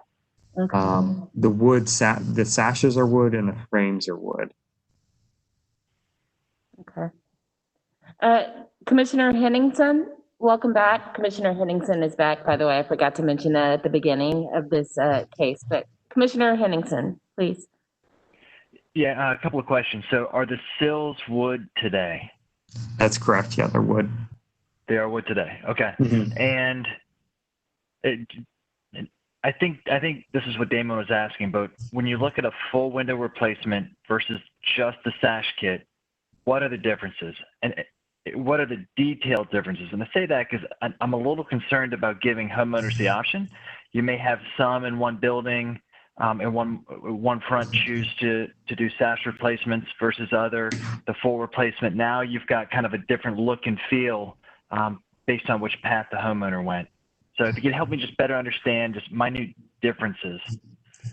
Sure. And part of the benefit of having the same brand in the sash kit and the full replacement would be the sashes would be identical. The only change out would be the frame. So what I'm proposing is that I can't grab the mouse or draw on this, can I? No. Okay. There is a draw option, request annotation. Oh. I'm clicking buttons now. I'm dangerous. waiting for a presenter's approval. Okay. So what I'm requesting is that we pull off the molding here, which is wood and not attached to the window. That's part of the benefit of a wood window is it's not part of the frame. So we pull off all this molding here. And so behind this molding, if you did a full frame replacement, would just be let's see if there's a button to clear this mess I've made.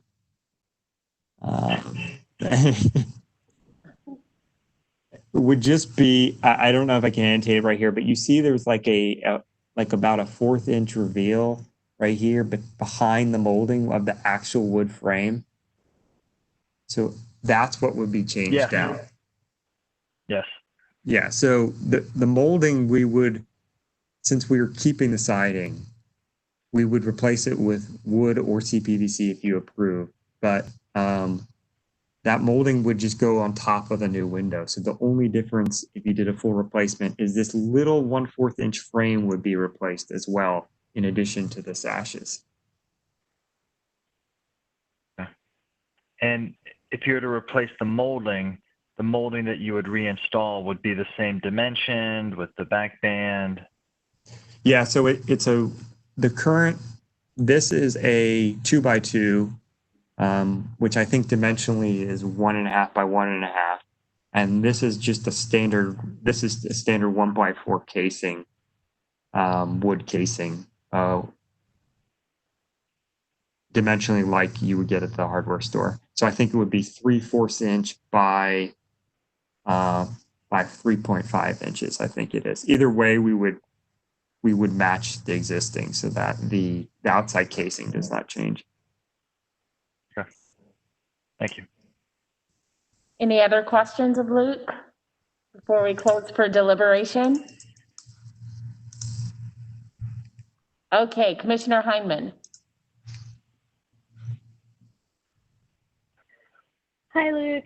Thank you for presenting today. I'm happy that we're evaluating this on an HOA level for all of the residents, because I know we've seen the existing conditions of these windows several times now. My question for you is, how committed are you to these PVC components for the sill and the drip and the blind stop? And I'll tell you the reason I ask that. The reason I ask that is because in my experience from a building science perspective, the introduction of these components only works if they remain a bright white color. And I know that part of the selling point in the product data is that it's paintable, but the driving issue becomes the differential rates of expansion and contraction between the wood components and the PVC components. And we have seen in buildings in the past that when these paintable PVC components are painted, there's an LRV in the product data, the light reflective value that's cited in the product data. And if it's not painted a bright white, it essentially tears itself off the building because of its rate of differential expansion and contraction. And so I have no problems with the replacement window myself and would be happy to support that.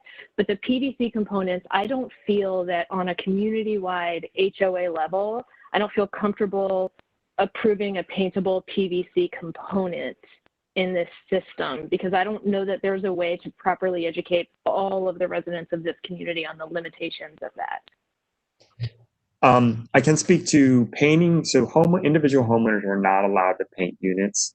It's a condominium complex, and the homeowners are responsible for the windows, but they cannot change the color of them. And this fall, the whole reason I'm pushing to do this now is this fall we're repainting the complex. And so it would be a great time at a time of repainting for homeowners to replace windows as well. So we're going to keep all the trim white. I can't guarantee that, next time we paint in 10 years, we'll do that. But I do see your concerns of the thermal expansion coefficient difference between wood. But it is just the sill, so I'm not sure. I guess it is the jam liner too, or the jam liner cover as well. So yeah, if they change the color, it may become an appealing issue. Thank you. That's helpful to know that the painting itself is not a property owner by property owner issue. It's a community-wide issue, though. Thank you. Yeah. Okay. Any other questions before we close? All right, let's close and discuss. So I know you guys that this is a younger building. It's towards the edge of the district. But the builder did choose wooden windows, and we can't consider financial obligations when we're making decisions. So I guess my question to you would be, why would we allow a different kind of material for this building? If we would, what would be some of the reasons to do that?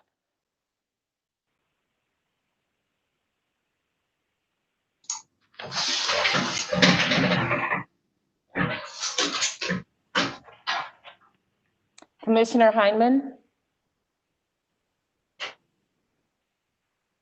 Sorry, I may need staff to weigh in on this. It was my understanding that if it was adequately demonstrated that windows needed replacement, and we've seen the windows on this particular set of townhouses pretty often for the damage, that aluminum clad wood windows were acceptable. So for me, it's the PVC components, not the window itself.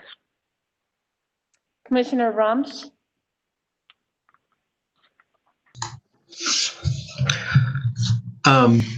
These wooden windows, the windows that we usually try to preserve are old windows with old growth wood, and those are the ones that are usually we push to have rebuilt. These windows are made of newer growth wood and probably not necessarily as sustainable as the older windows we get into more historic properties. Also, the feel of this, the siding, the feel of this whole condo seems to lend itself to a clad window. So I'm very comfortable, especially if that's where they're all going to go toward eventually, to allow that.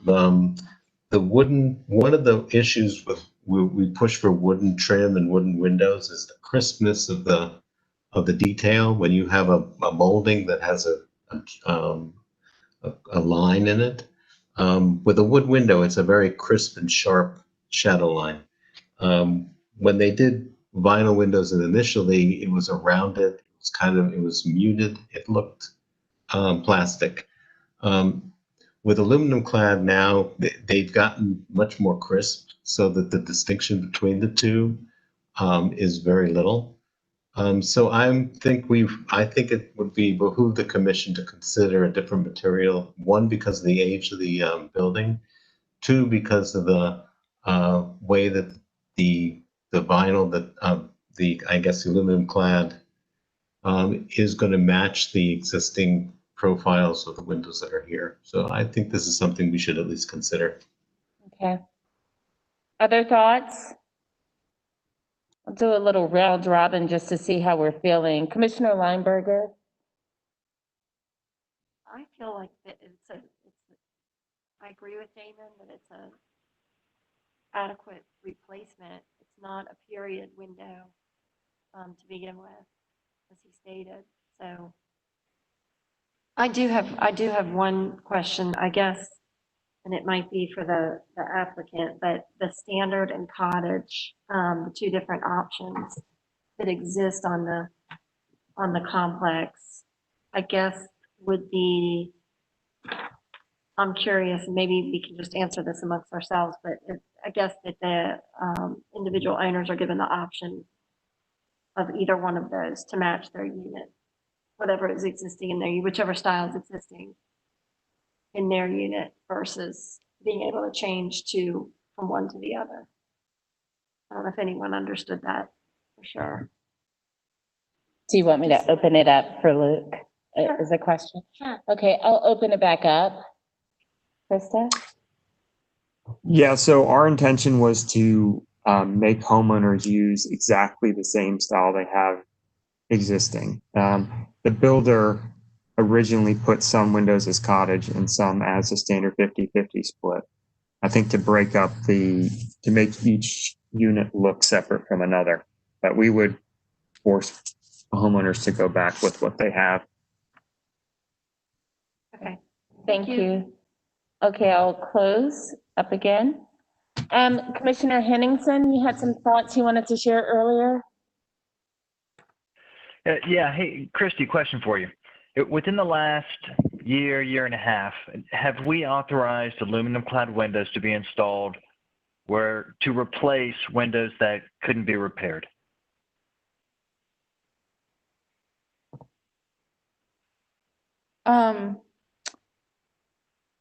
I know new construction is different. So the answer's no, but ever since the new guidelines were adopted in 2017, I think there have only been 3 or 4 cases where you've approved window replacement on historic buildings. The only one I can recall that's been a non-historic building is in the 4th Ward with the low-income housing that was built in the 70s, and they were built with aluminum windows, and you allowed them to go back with actually vinyl windows that matched the dimensions of the aluminum, given that it was a low-income housing project and it was built in the 1970s, but I cannot recall. Actually, there is an application on East Boulevard for a building built in the 90s, and it was originally built with wood. Cindy, do you remember this building? Wood or aluminum clad? And we're allowing, I think Candace might be assigned this project. It's a staff review. And we are approving aluminum clad windows as replacements because the wood windows have aged out. And that is a 1990s building on East Boulevard. I do not know the address and I do not know the details because it's not my project to review. We could ask Candace if she knows. She's on. Do we want to ask Candace? What you got, Candace? Yeah, Candace, what are your thoughts? And question is, have we replaced existing windows with aluminum clad windows on an existing building within the last year and a half?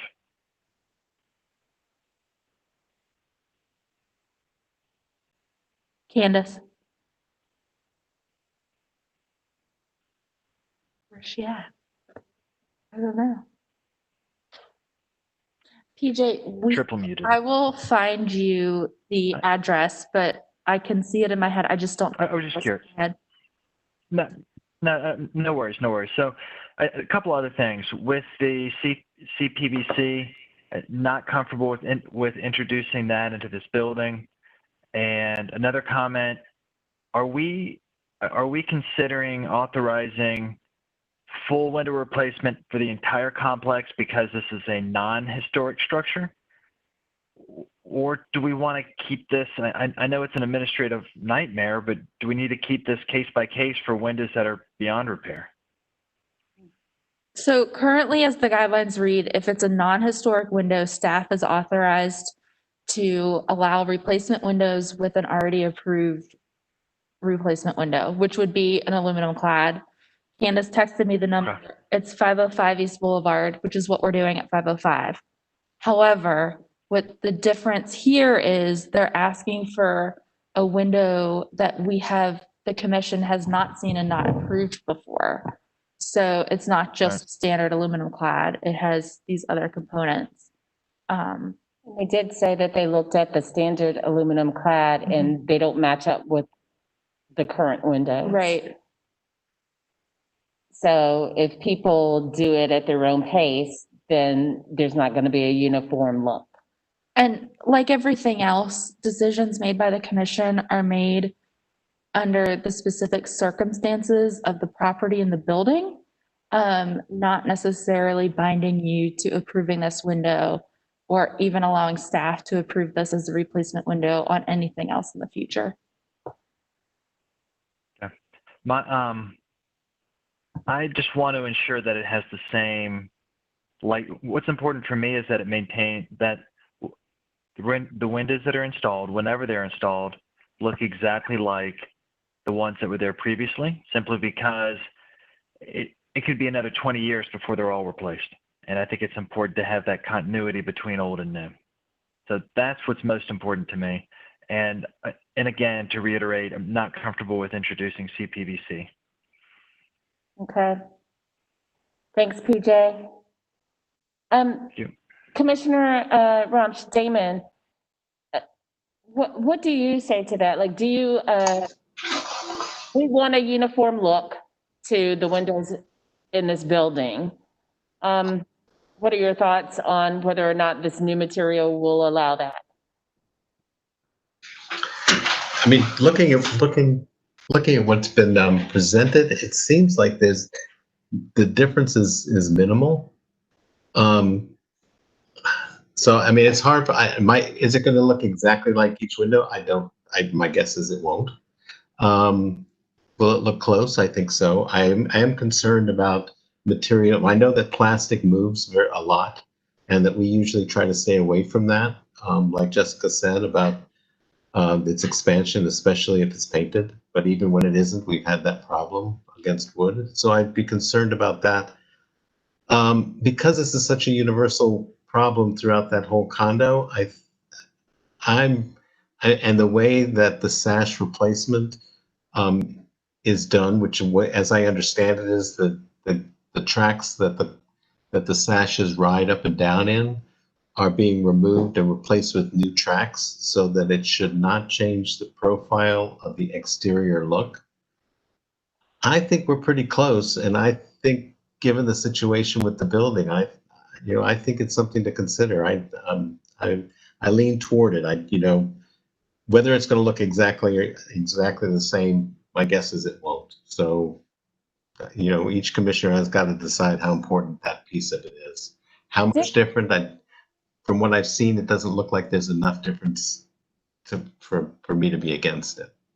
Okay, Christy? I had a thought, and Andrea, please jump in if I'm off base.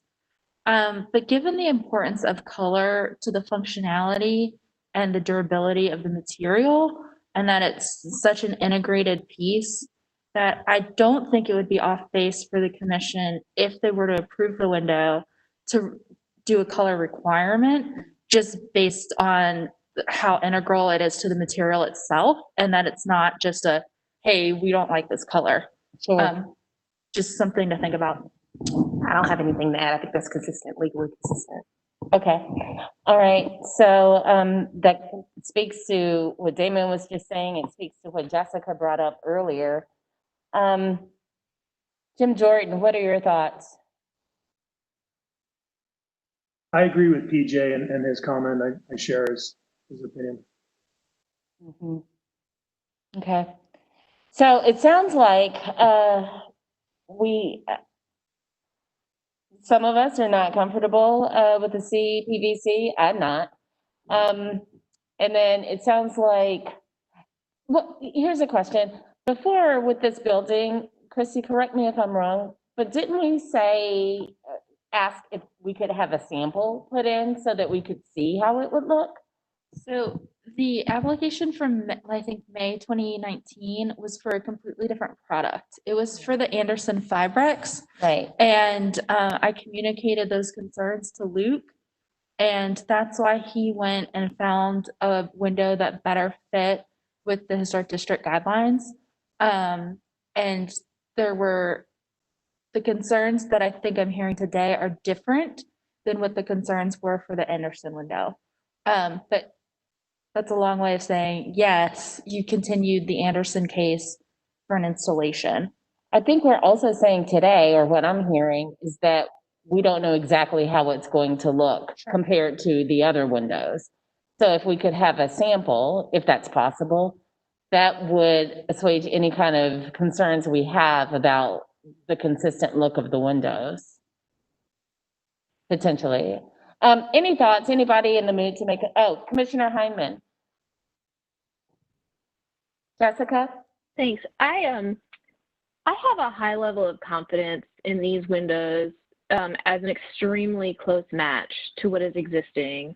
And I think even if the property owners on a case-by-case basis chose to replace them or not, I think we'd be looking at an extremely close match. I'm very comfortable with the applicant's answers to our questions. I think that what it comes down to in our guidelines is the intent of our guidelines is not to preserve 90s builder grade new growth wood windows. Our guidelines specifically reference old growth wood from windows that were made and installed before the year 1940. So I think it's very easy to consider this as compliant based on our guidelines, which specifically say the year 1940. I think in all of my experience with aluminum clad windows, no one will be able to tell the difference. The aluminum adheres so tightly to the wood that even on adjacent units, this is going to be an extremely close match. And I'm very comfortable with the explanation that the jam liner is being removed and replaced so that's not a change in the configuration of the window. Really, honestly, I think when it comes to a 1997 building, I think that, building science is our friend and not our enemy. And I think this is a great solution to this problem. I personally will not get on board with the PVC component because I think it's not a sustainable decision because property management will change over time.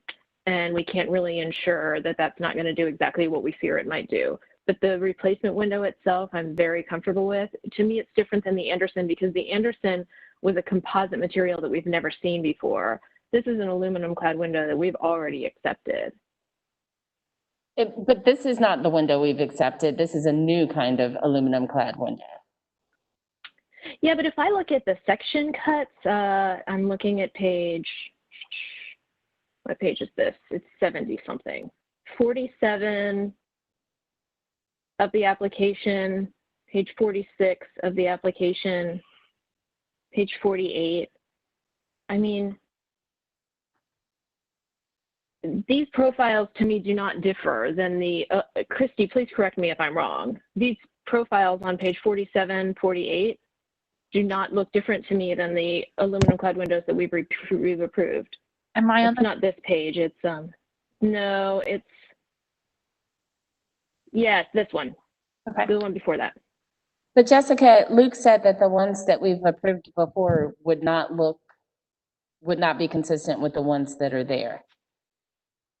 I So think it's not, my understanding of that, and maybe I understood incorrectly, that he was talking about being able to meet all of the configurations to match existing. Christy, is that not correct? Could I make a suggestion? please. There are a whole bunch of windows that are not visible from the street. They're interior to the lot. Why don't we just ask for one of those to be replaced with the existing, and let's take a look at it? It'll never be seen from the street. It'll give us a more comfort level. And I agree with Jessica about the plastic. Okay. PJ? And to add to that, this is such a large project with such a large number of windows. I don't think bringing in a sample into a physical meeting is going to do it. Agree with Damon. Let's install an actual window on the back side and have a look. Okay. All right. It sounds like a motion.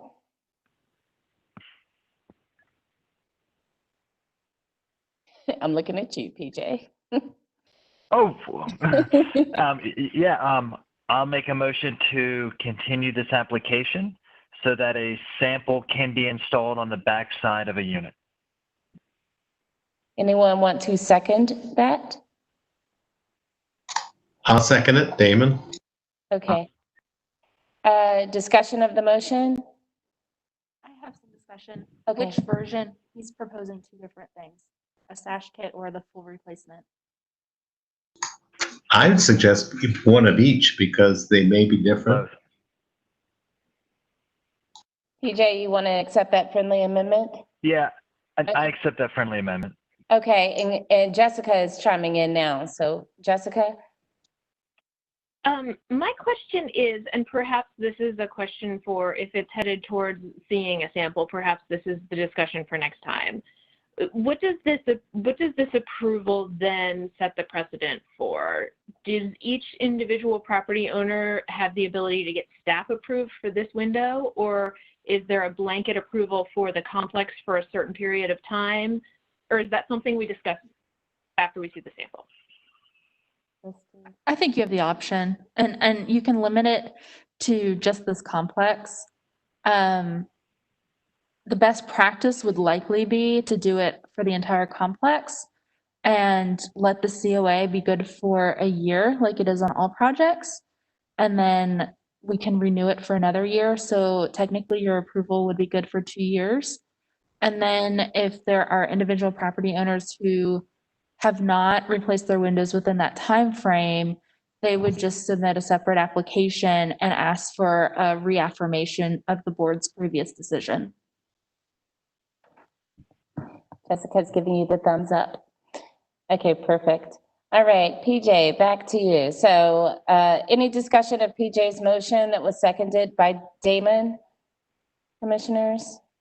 If not, then I'll do a round robin to see where we stand. Okay. Commissioner Lineberger? Yes. Commissioner Bonaparte? Yes. Commissioner Heineman? Yes. Commissioner Jordan? Yes. Commissioner Henningsen? Yes. Commissioner Rumsch? Yes. Commissioner Mirren? Yes. And Commissioner Parati, yes. So 8-0. Thank you. Thank you, Luke. I really want to commend the applicant for the incredible job that he's done because we usually don't get this level of detail. So yeah, it was very thorough. Thank you. Okay. Also, his use of the drawing pen. That was good. I like that. All right. So this is the end of our public hearing at, 4:45. Is that good? That looks like 4, is it more?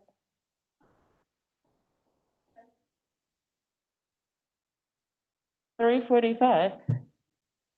Okay. All right, so,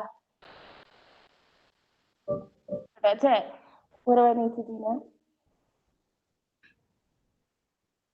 Are we ready to approve the meeting minutes from earlier this month and then last year? I mean, not last year, but last month. The June business meeting. So anyone want to make a motion to approve the meeting, the minutes from June?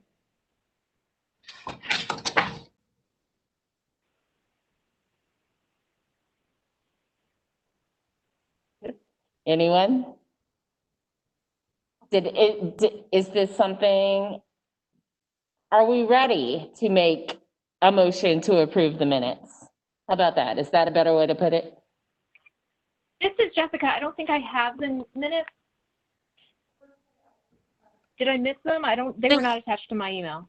They were attached to the July 8th email and we ran out of time, so we just said that we would push it to this meeting, but if y'all need us to, if we need to do this at August, we can. Okay, why don't we move? My apologies. Move this to August, and any other piece of business we need to address, Christy? Our next meeting is August 12th. Christy, could you resend us the minutes? I really can't find them in my email here.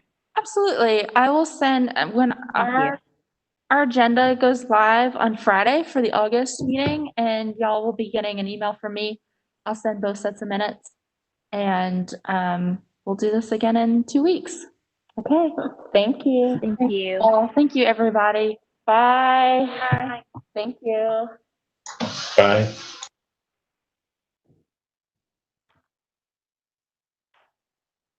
Is August the same format? For now. Yeah.